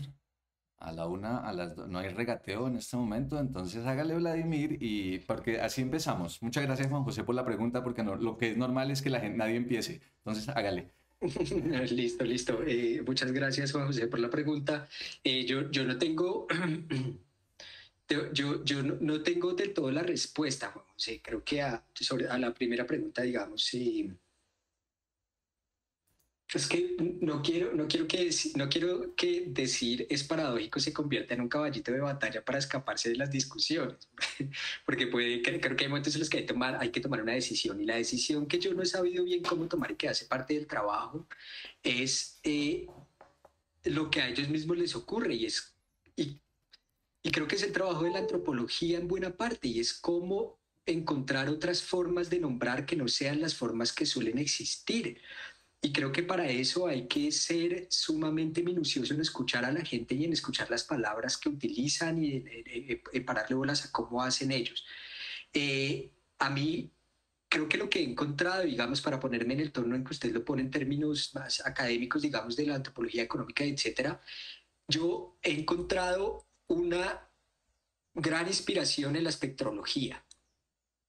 En la espectrología quiere decir en los filósofos, más en los filósofos que en los antropólogos, porque hay buena parte de filósofas y filósofos latinoamericanos, algunos de ellos, que han empezado bueno, que viene desde Derrida, pero incluso desde mucho antes, de la presencia de los espectros y etcétera, que han empezado a pensar bueno, y antropólogas también, Marisol de la Cadena, etcétera, que han empezado a pensar en las presencias espectrales, en las presencias políticas de los espectros.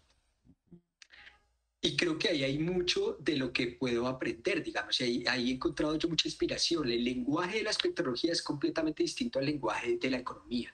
Marx incluso hablaba en esos términos, es decir, con el asunto del fetichismo de la mercancía y cierta fantasmagoría que se aleja de las relaciones de provisión, ahí había una presencia espectral que creo que Marx no supo bien cómo lidiar con ellas, es decir, a pesar de que nos dio un montón de luces para pensarlo, creo que él sabía que había algo paradójico ahí en esa presencia espectral de las mercancías que no puso del todo al frente, no porque no quisiera, sino porque creo que enfrentaba esta dificultad de cómo hablar un lenguaje económico y no económico a la vez. Y creo que lo que han hecho entonces filósofas y filósofos más contemporáneos al hablar de los espectros, de la espectrología, es brindarnos herramientas al respecto. Derrida, en Espectros de Marx, justamente dice que la presencia de los espectros es una presencia, habitan, no recuerdo bien literalmente cómo lo dice, pero habitan sin estar, o una cosa por el estilo, es decir, están adentro y afuera a la vez, están, pero es imposible saber si están o no están ahí. Interrupción, la palabra interrupción, y perdón que vuelvo otra vez a otra etimología, viene interrumpere. Interrumpere significa dos cosas, significa romper las cosas en pedazos, en primer lugar, pero más importante es poner un espacio entre esos pedazos. Creo que ese espacio que se pone entre los pedazos y que significa cualquier interrupción es lo que yo estoy buscando, digamos, y lo que los esmeralderos hacen permanentemente, es habitar un espacio que es difícil de nombrar, que está en medio, que es liminal, que está en un limbo, que es pura potencialidad, pura chispa, indeterminada y ambigua, y que es lo que podría darnos un lenguaje o lo que nos da una forma de nombrar distinta a la económica. Por ahora, Juan José, yo creo que estoy lidiando con esa imposibilidad, digamos, y es lo que ellos hacen, hablar el lenguaje económico, pero para detonarlo, digamos, hablar ese lenguaje económico para mostrar que no es suficiente. Entonces, no sé, digo que no le tengo la respuesta del todo, pero, y porque creo que quizá no haya respuesta, sino es una cosa como de, no sé, es algo que sencillamente está ahí, que me parece medio espectral, indeterminado, y que quizá pueda darnos un lenguaje distinto, pero que yo hasta ahora estoy como empezando a explorar. Frente al regateo y la fama y el prestigio, no, yo hay algo aquí de lo que no hablo, es que es poco tiempo, digamos, pero hay algo fundamental para los comerciantes de esmeraldas, y es la reputación, es la fama, digamos, en términos de Nancy Moon, como el prestigio, la reputación. Es decir, yo no quiero dar la idea de que en el regateo, en la relación de regateo, ocurre todo. y que no hay nada por fuera de ahí. Es decir, las personas que llegan a regatear llegan cargadas de un montón de relaciones familiares, de relaciones de amigos y de relaciones y de reputación. Sí, a mí lo que me parece interesante es que todo eso que se trae desde afuera de la transacción siempre se pone en juego ahí. Es decir, nunca está dado por sentado. Es decir, nunca hay alguien que tenga reputación sí o sí. Siempre la reputación y las relaciones se ponen en juego ahí, se construyen y se recrean permanentemente en cada una de estas relaciones de regateo. Entonces hay, por supuesto, comerciantes reputados y se recomiendan entre ellos. Entonces este tipo tiene la reputación de ser un tramposo y etcétera. Entonces la gente evita comerciar con él. Hay otro que tiene una mejor reputación y cuando llegan a la transacción vienen con esa carga de prestigio y de reputación, pero insisto, lo que me parece interesante y con varias antropólogas económicas es cómo cada transacción se convierte en una posibilidad de reformular todo eso que está afuera y de volverlo a convertir y de hacer que emerja algo nuevo permanentemente. Y en ese devenir permanente de lo que hacen ellos, creo que está lo bonito de lo de lo que hacen con el dinero. Y las esmeraldas, Juan José, yo no sé si le respondo, quizá no le respondo nada, pero hay algunas pistas para quizá conversar más. Listo. Mariana Florian, diga. Mariana. No se le escucha. Mariana Florian, sí. Hola, me encanta escucharte. Esta presentación me fascinó. Yo te quería preguntar acerca de cómo podemos volcar este pensamiento esmeralda a las metodologías de investigación. Y también quería saber si tú en tu mismo proceder investigativo incluiste como sin querer la cosa, ¿no? Como que si en el desarrollo de la misma investigación aparecieron estos momentos donde la información también se convirtió como en esta entidad espectral, ¿no? Donde sí, que fluía de maneras en las que tú tampoco podías controlar tampoco. Muchas gracias, Mariana. Mariana, yo aprovecho para hacerle aquí, echarle cuñas a Mariana, porque el trabajo de Mariana, el que hace con los archivos, colecciones naturales y museos naturales, es fantástico. Entonces, cuando pensaba en los archivos, pensaba un poco en ti, Mariana, por tu trabajo, y efectivamente creo que esto de cómo sin querer la cosa y del pensamiento esmeralda, efectivamente tiene que enseñarnos un montón acerca de la manera, no solo como, o bueno, sí, como hacemos trabajo de campo, como investigamos e incluso también cómo escribimos. Yo hubiera querido ser más lúcido, digamos, al momento de hacer la investigación, pero como sin querer la cosa fue apareciéndose un poco al final, digamos. Y fue como producto también de lo que yo iba viendo y de volver sobre las historias que me contaban, de acompañarlos.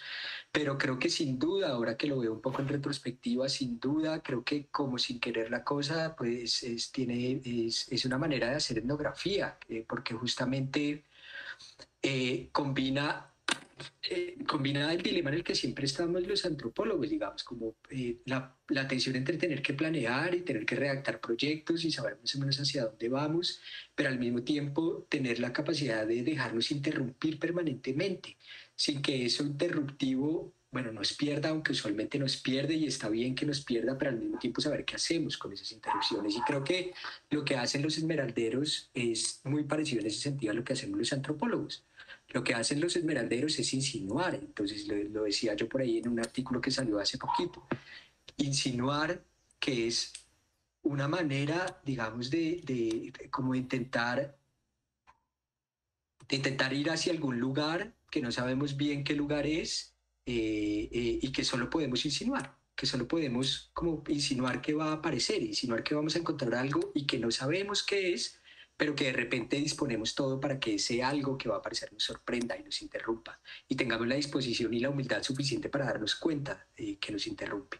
Entonces creo que lo que hacen los guaqueros, lo que hacen los talladores, incluso lo que hacen los gemólogos es justamente eso, como algo, y creo que ahí es de donde podemos aprender, justamente disponerse a ser interrumpidos, disponerse a ser sorprendidos. Yo, como digo, Creo que podría haberlo hecho mejor a lo largo de la investigación doctoral. Solo lo aprendí al final, entonces espero aprender de ese error para poder hacerlo mejor más adelante en futuras investigaciones y que sobre todo les sirva a los demás que están como empezando a investigar y hacer cosas como estas. Gracias, Mariana. Natalia Gamboa.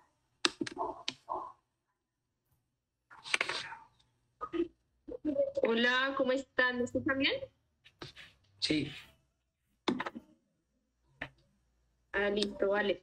No, pues, como siempre, fan número 1 del trabajo de Vladimir, porque, pues, definitivamente, como él lo mencionaba al inicio, el occidente de Boyacá, este es un contexto, en serio, que bien particular, o sea, es muy particular, y gracias, pues, a este trabajo de Vladimir, pues, me ha permitido siempre como estar en campo, irlo comprendiendo, pero de la mano también de Vladimir. Entonces, de verdad que ese es como que rescato bastante eso, ¿no? Como contar con una investigación de este tipo, porque bueno, hay bastantes trabajos, bueno, hay varios trabajos más bien acá en la zona, pero pues como que de verdad se acerquen a la gente de esta manera, pues el trabajo de Vladimir es bien importante.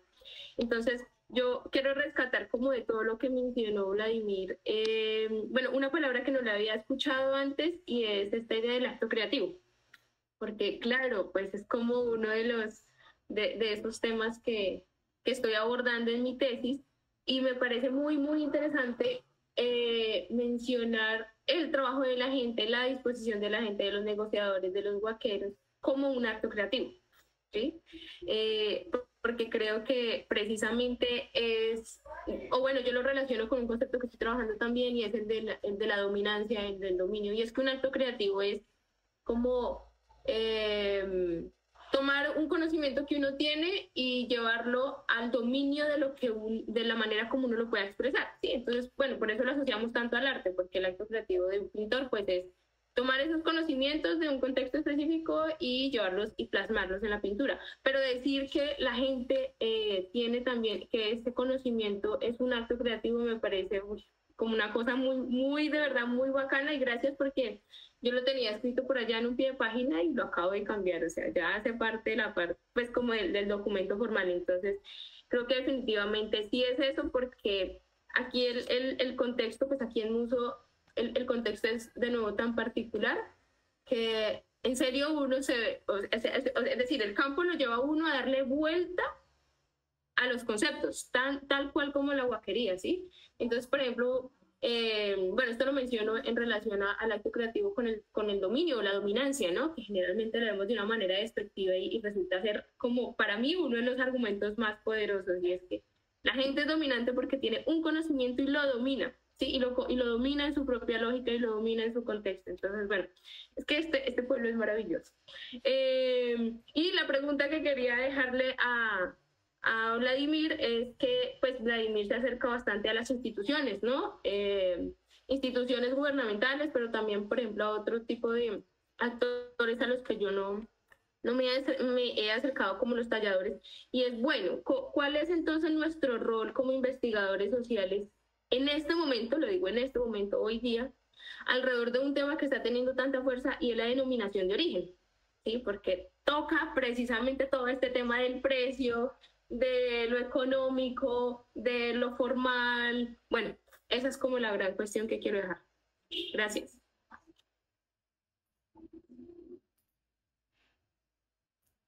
Listo, Natalia, muchas gracias. Yo me imagino que está el Muso. ¿Está por allá? No, sí. Sí, claro bueno, que sí. Bueno, qué chévere. Bueno, él es hablando del origen, justamente. Creo que esto del acto creativo a mí me parece muy chévere porque es justamente yo el problema que tengo con algunas de las formas en las que se analiza el mundo esmeraldero es que no se entiende como acto creativo, es decir, hay una serie de premisas económicas de conocimiento hecho particularmente por sociólogos económicos y por economistas, según el cual buena parte de lo que hacen los esmeralderos son errores y son fallos, son lo que se hace es, están las premisas económicas y la esmeralda resulta ser equivalente al oro, resulta ser equivalente a la cocaína, resulta ser equivalente a la madera, a cualquier otro recurso valioso alrededor del cual las personas luchan por apropiárselo y por explotarlo, digamos.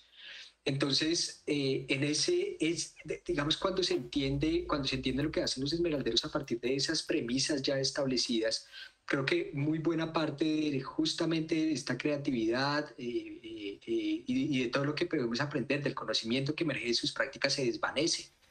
Y lo que yo he encontrado es el camino de regreso. Entonces, si hay algunas personas encargadas de estudiar, pues que se encargan, pues que estudian este asunto de los esmeralderos, que justamente entienden esto como ignorancias económicas.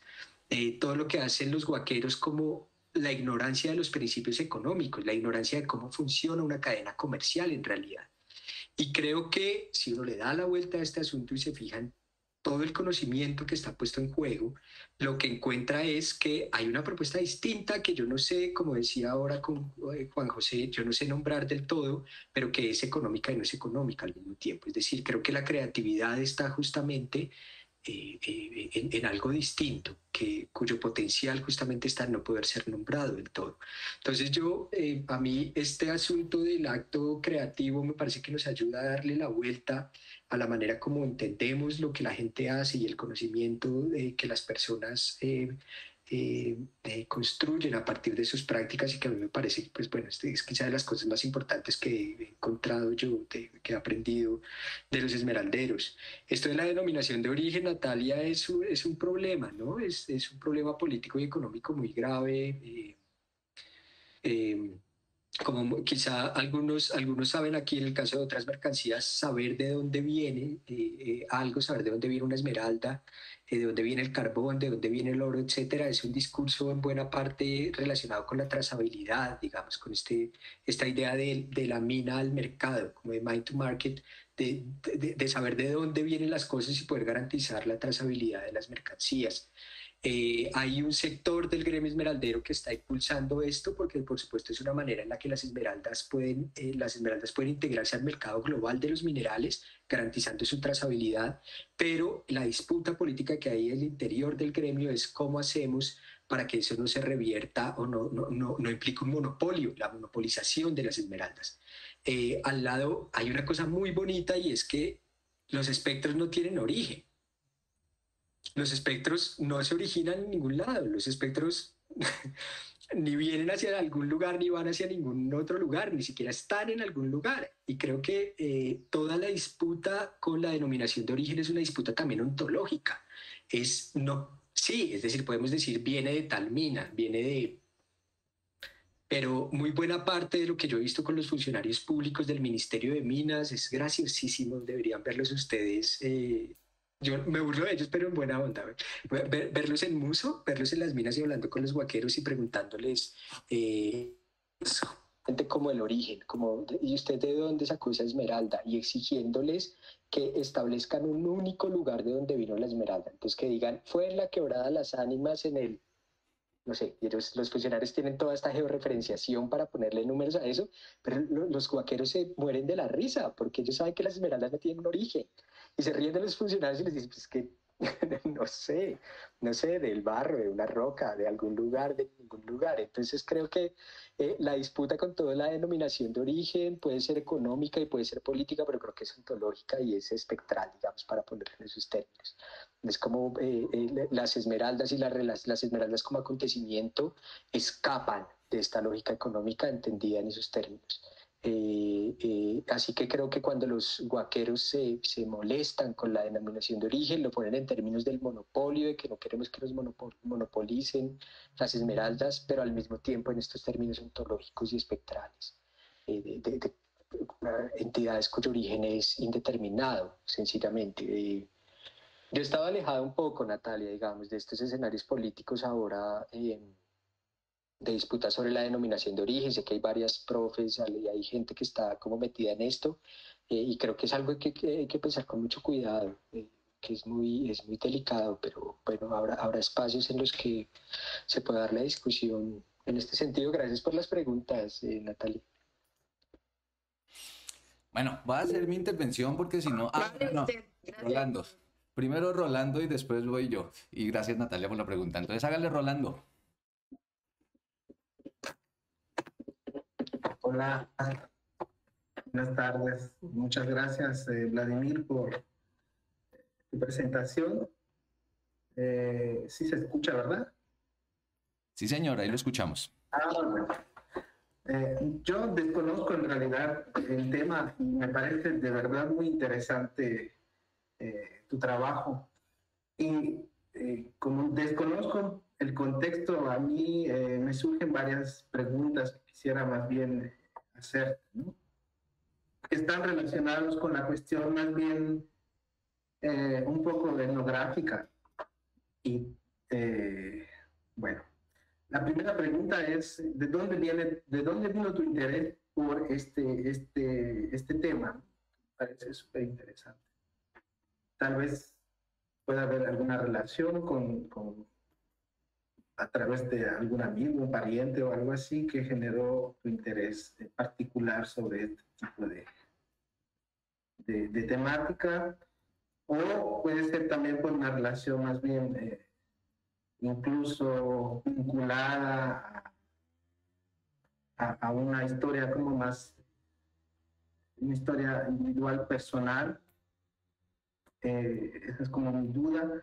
Y con respecto a la parte de lo etnográfico, me gustaría saber, o me gustaría que nos platicaras un poquitito sobre de dónde viene esta tradición en la gente que hace este tipo de trabajo.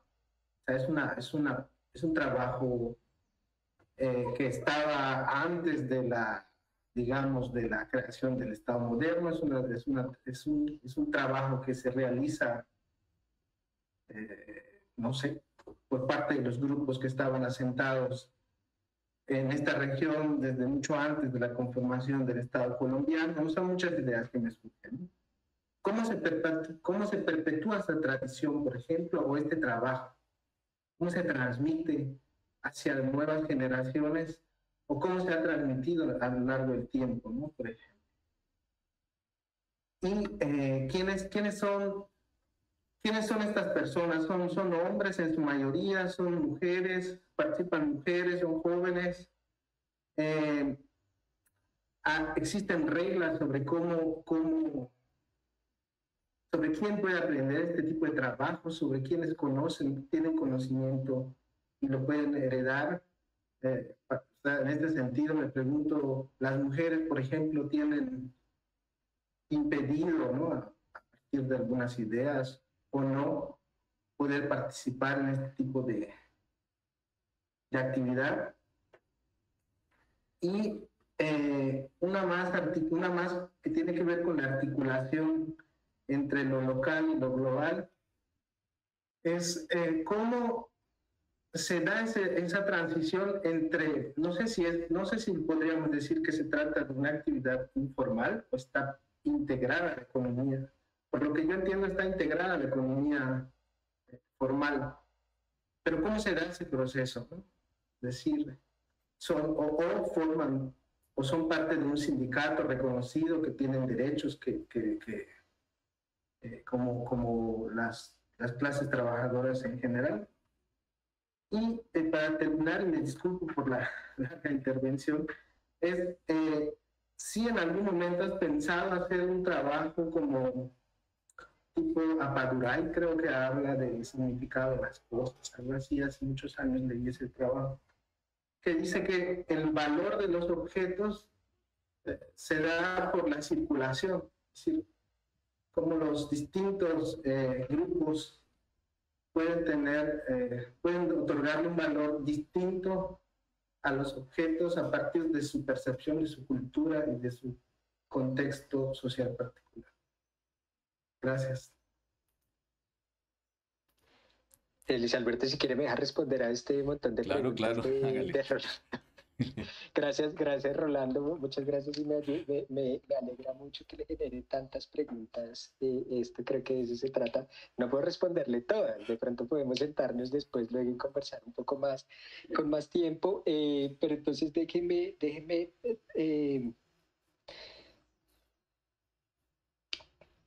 A ver, de pronto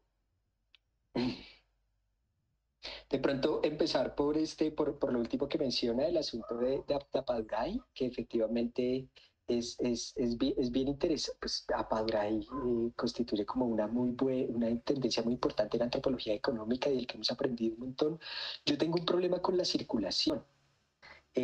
Son dos problemas, digamos, y es un problema geométrico con la circulación. Y es que circulación implica, bueno, circular, ¿cierto? Como esta idea de un círculo, frente al cual creo que lo que he aprendido de los esmeralderos es que es imposible o muy poco útil pensarlo en términos de círculos, porque justamente lo que ellos buscan, y durante la bonanza esmeraldera, que yo no mencioné muchas cosas de la bonanza, pero fue un periodo sumamente violento, con muchos muertos, creo que lo que hacen permanentemente los esmeralderos es interrumpir el círculo, interrumpir la circularidad, es decir, esta idea de porque la circularidad nos da cierta idea de coherencia, de cosas que van y vuelven, de reciprocidad, etcétera. Yo creo que eso explica una parte de cómo funcionan los encuentros con las esmeraldas, pero muy buena parte que tiene que ver con las interrupciones, con las chispas, con la alquimia indeterminada, con este limbo, no puede ser explicada en términos de circularidad. Digamos, creo que esa idea de circularidad siempre está relacionada con la de circulación. Y circulación, que también es un pero geométrico, digamos, si no nos lleva a pensar en un círculo, nos lleva a pensar en una línea. En la línea de las cosas circulan, es una cadena, como una cadena. Entonces hay un lugar en el que se origina, luego se procesa, luego se vende, se compra, llega al consumidor final. Y la narrativa que hay ahí es una narrativa lineal, y yo creo que en muchas ocasiones Apaduray y Kopytov, y bueno, pues muy buena parte de los análisis en antropología económica basados en seguir a la mercancía, el azúcar, el té, etcétera, tienen esta metáfora que a mí me parece complicada de la linealidad. Y el pero que creo que tienen los esmeralderos al respecto es justamente el mismo, es el de la interrupción. Una metáfora lineal no nos permite pensar en cosas que no pueden ser seguidas. Las esmeraldas no se pueden seguir. Y por eso iniciaba yo al comienzo en esta presentación, yo lo que terminé entendiendo es que tenía que seguir interrupciones, y las interrupciones no se pueden seguir, y las paradojas no se pueden seguir. No son una línea y no son un círculo, son chispas. Son chispas, son apariciones. Entonces, digamos que en ese sentido, frente a estos relatos de antropología económica, siento que no son suficientes del todo, digamos, y que puede fundarse un lenguaje distinto, un pensamiento distinto, un pensamiento esmeralda distinto.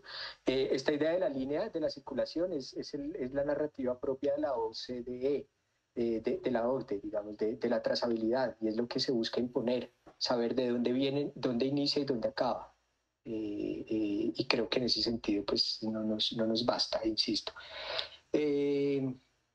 La pregunta de cómo se transmite esta tradición, Rolando, se la agradezco mucho porque es una pregunta política muy, muy pertinente, de un tenor histórico, y aquí cruzo dos cosas, dos de sus preguntas, de un tenor histórico muy amplio. Hay una idea que repiten también los comerciantes de esmeraldas y los guaqueros permanentemente, y es: el que diga que es un experto en esmeraldas está diciendo mentiras. No se puede ser experto en esmeraldas, nadie puede ser experto en esmeraldas, porque todo lo que he dicho, porque las esmeraldas no se pueden conocer, básicamente, porque son impredecibles, no se puede conocer. Y en ese sentido, no se sabe bien qué es lo que se puede transmitir, es decir, no se sabe bien qué es lo que se puede enseñar a alguien. Yo fui aprendiz, digamos, de muchas de estas cosas, y lo sufrí profundamente porque nadie me decía qué era lo que tenía que hacer. Es decir, nadie me decía qué es lo que tenía que hacer para guaquear bien. Sí me lo decían, es decir, me decían cómo tenía que mover la pala para levantar la tierra. Hay un ritmo específico, hay que moverla de una manera particular para que la tierra se extienda y deje ver la chispa verde, pero siempre sentía que había algo que no me decían, porque yo seguía intentando mover la pala, y no, yo soy torpe físicamente, pero sentía que tampoco era de torpeza. Cuando intentaba tallar esmeraldas, también, a pesar de ser torpe físicamente, sentía que había algo que no me podían transmitir. Y creo que no me lo transmitían bueno, por burlarse de mí, por ver cómo fracasaba en mis intentos, pero también porque es algo que no se puede explicar, que no se puede transmitir fácilmente, que solo depende justamente del encuentro que uno pueda tener con una esmeralda, sea en un taller de talla, sea intercambiándola por dinero, sea entre el barro. Creo que hay algo que simplemente no se puede transmitir, pero al mismo tiempo, sin duda hay la palabra guaca, y ellos insisten mucho en esto.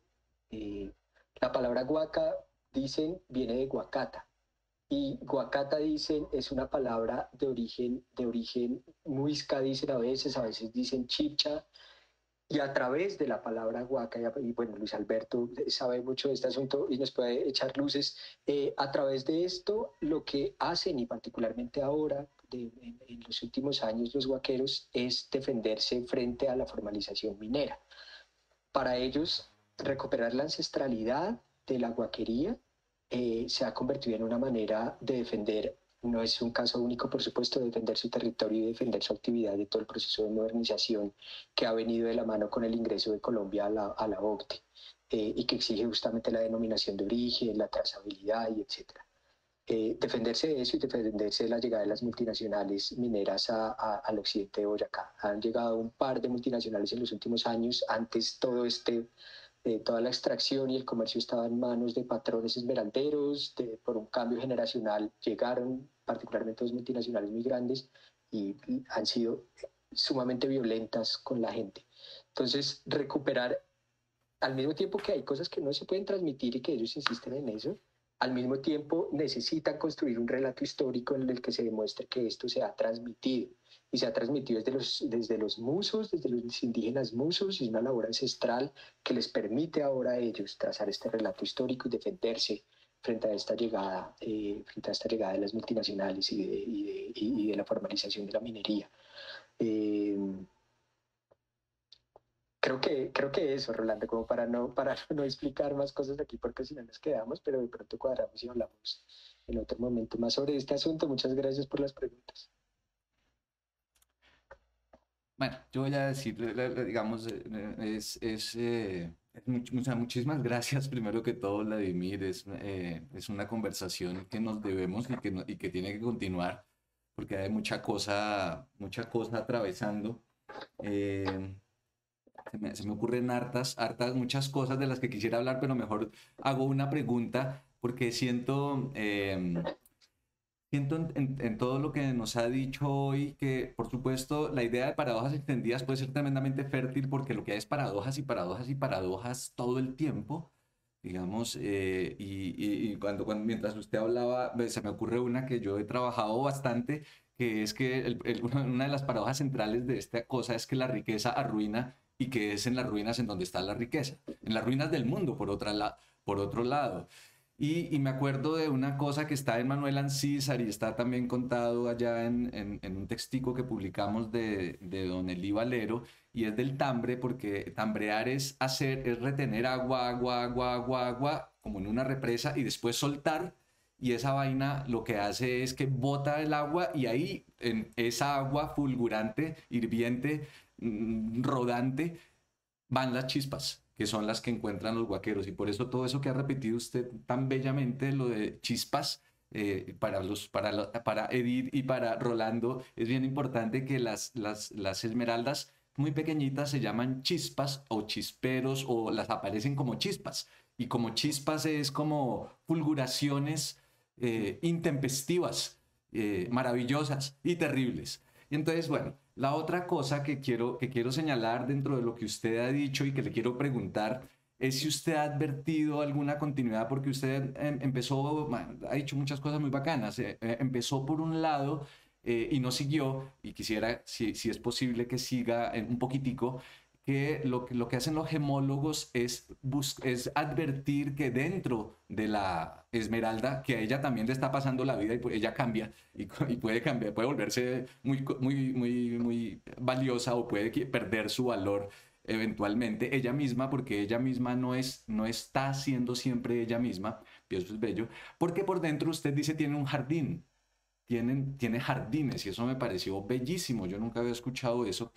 Y me parece que eso tiene una relación de continuidad, digamos, paradójica, por supuesto, ese jardín con la belleza, con el crecimiento excepcional que hacen todas las huacas, pero también con la riqueza o con el dinero, con la riqueza. La gente, al menos a mí cuando me han hablado de huacas esmeralda y todo eso, también hay otra palabra que ayuda un poco, que es la riqueza. Entonces, si pudiera explorar más allá por ese lado, porque hay una continuidad rara entre lo bello horroroso, porque también es espantoso, como diría Arguedas de las sillas, todo lo bueno y todo lo malo, pero siempre en grado sumo, todo el bien y todo el mal, pero siempre en grado sumo delante de una de estas cosas terribles, tremendas, hermosas, valiosísimas o perfectamente devaluadas de un momento a otro. Entonces, si hay, vamos, que nos hable un poco más de eso. Por el lado de los jardines, la belleza, también una cosa que usted dice, me pareció muy bella, que le enseñaron que se paladean las huacas, y eso quiere, las huacas esmeraldas, y eso quiere decir que se paladean porque son tiernas, porque son como niños. Entonces ahí hay demasiada cosa, que todo tiene que ver con la vida, finalmente, digamos, con una discusión mucho más grande e importante para la gente, que tiene que ver con la vida, con los, yo no sé si modos de vida, es demasiado laturiano, pero más bien con la vida. Entonces, no, si quiere desarrollar allí un poquito más, empezando por los jardines, llegando a la belleza, y ya. Sí, sí, no, gracias, no, y paladearla, y paladear, Mariana, muchas gracias por tu presencia, seguimos conversando, gracias.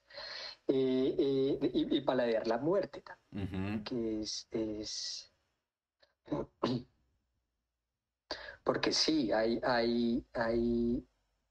esta idea de paladear, de hecho, no fui yo quien se dio cuenta de ella y no está aquí, es una estudiante de la Universidad del Rosario que está haciendo la tesis con comerciantes de esmeraldas en el centro de Bogotá, y le decían paladear para hablar del negocio, paladear el negocio. Entonces esta idea parecida como sin querer la cosa, como y lo que decía José Miro, si uno no lo paladea, la esmeralda se le esconde, si uno se pone un poco ansioso, la esmeralda se le va. Si uno se pone un poco ansioso, el negocio se le escapa, hay que aprender a paladear. Y entonces siento que este paladear es parecido al asunto de la insinuación. Paladear y creo que como tal entonces también paladear la muerte. Yo creo que habría una horroroso y bello al mismo tiempo, efectivamente. Yo por ahí tengo uno de los que está atrás de los escritores en el cuadro es Roberto Bolaño. Y creo que Roberto Bolaño, si algo nos enseñó Bolaño, era justamente esa combinación junto con Cormac McCarthy, etcétera, esa imbricación absoluta y desbordante del horroroso y de lo bello, al mismo tiempo, esa imposibilidad de separarlo. Creo que hay una deuda con el mundo esmeraldero, y es justamente paladear esa combinación paradójica de la vida y de la muerte. Y creo que ellos históricamente han sabido paladear las dos muy bien, de manera horrorosa y de manera hermosa al mismo tiempo.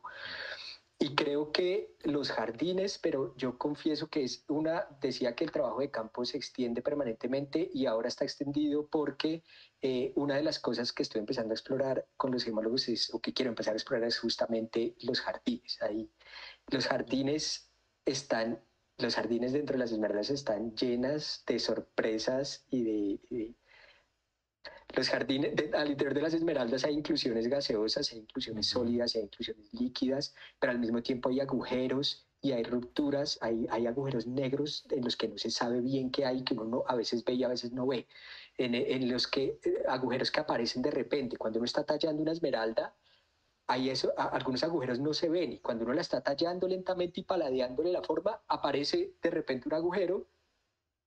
Y si uno se mete mal en el agujero, y estoy hablando literalmente, físicamente, si uno se mete mal en el agujero, rompe la piedra.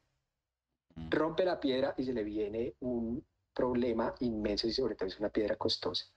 Entonces, creo que ahí mismo, al interior de los jardines, hay las dos cosas. Hay productividad y la posibilidad de productividad en todos los sentidos, de vida excesiva y que se desborda y que es inconmensurable, que es difícil de acotar, pero al mismo tiempo la posibilidad de la improductividad, de si no se paladea bien, se vuelve improductivo, e incognoscible al mismo tiempo. Es decir, y lo que me parece chévere en los gemólogos es justamente cómo hacen para lidiar con esa ellos tienen dispositivos, dispositivos ópticos muy sofisticados para ver lo mejor posible estos jardines adentro, pero creo que en el fondo se enfrentan con algo que saben que no es del todo determinado, que es imposible entender del todo. Entonces, esto de los jardines es una deuda que tengo y que estoy empezando como a acercarme un poco a ella, que tiene que ver con estos crecimientos excepcionales, con una productividad permanente que te desborda, pero al mismo tiempo con lo contrario, y es con lo que no se puede conocer y con lo que quizá no sea tan productivo. Hay muchas formas de ver los jardines. Y hay toda una disputa. Las niñas dicen, las mujercitas ven los jardines con lupa. Los que de verdad saben de esmeraldas no necesitan lupa porque pueden ver esos jardines a simple vista. Solamente cogiendo la esmeralda bien cogida pueden ver el jardín. Entonces, si usted utiliza lupa es como es una nena. Y si utiliza microscopios, pues es más nena todavía. Entonces creo que esa relación que se establece con los jardines también se presta para... Me puedo quedar hablando de eso. Hay pasto, el pasto, hay distintos tipos de pasto que han empezado a crecer gracias a la presencia de las multinacionales, y las multinacionales tienen máquinas para crear pasto, que eso me parece fantástico. Entonces uno puede ver cómo encienden un cañón que bota un pasto sintético que va reverdeciendo todo lo que se ha quedado negro luego de la explotación. Y este pasto está en algunos lugares específicos del occidente de Boyacá y en otros no. Entonces, bueno, en fin, como esta idea de los jardines creo que efectivamente reverbera en lugares muy distintos y es muy fértil, efectivamente. Bueno, y el tambre, pero bueno, Sí. el tambre es lo más paradójico que hay, es el origen de todo. Ese tambre es el origen de la vida y de la muerte en un solo lugar. Muchas gracias, Vladimir. Qué bella manera de terminar esta cosa. Amigas, amigos, muchas gracias por estar acá. Nos vemos de hoy en 8 días con otra conversación sobre asuntos de campo.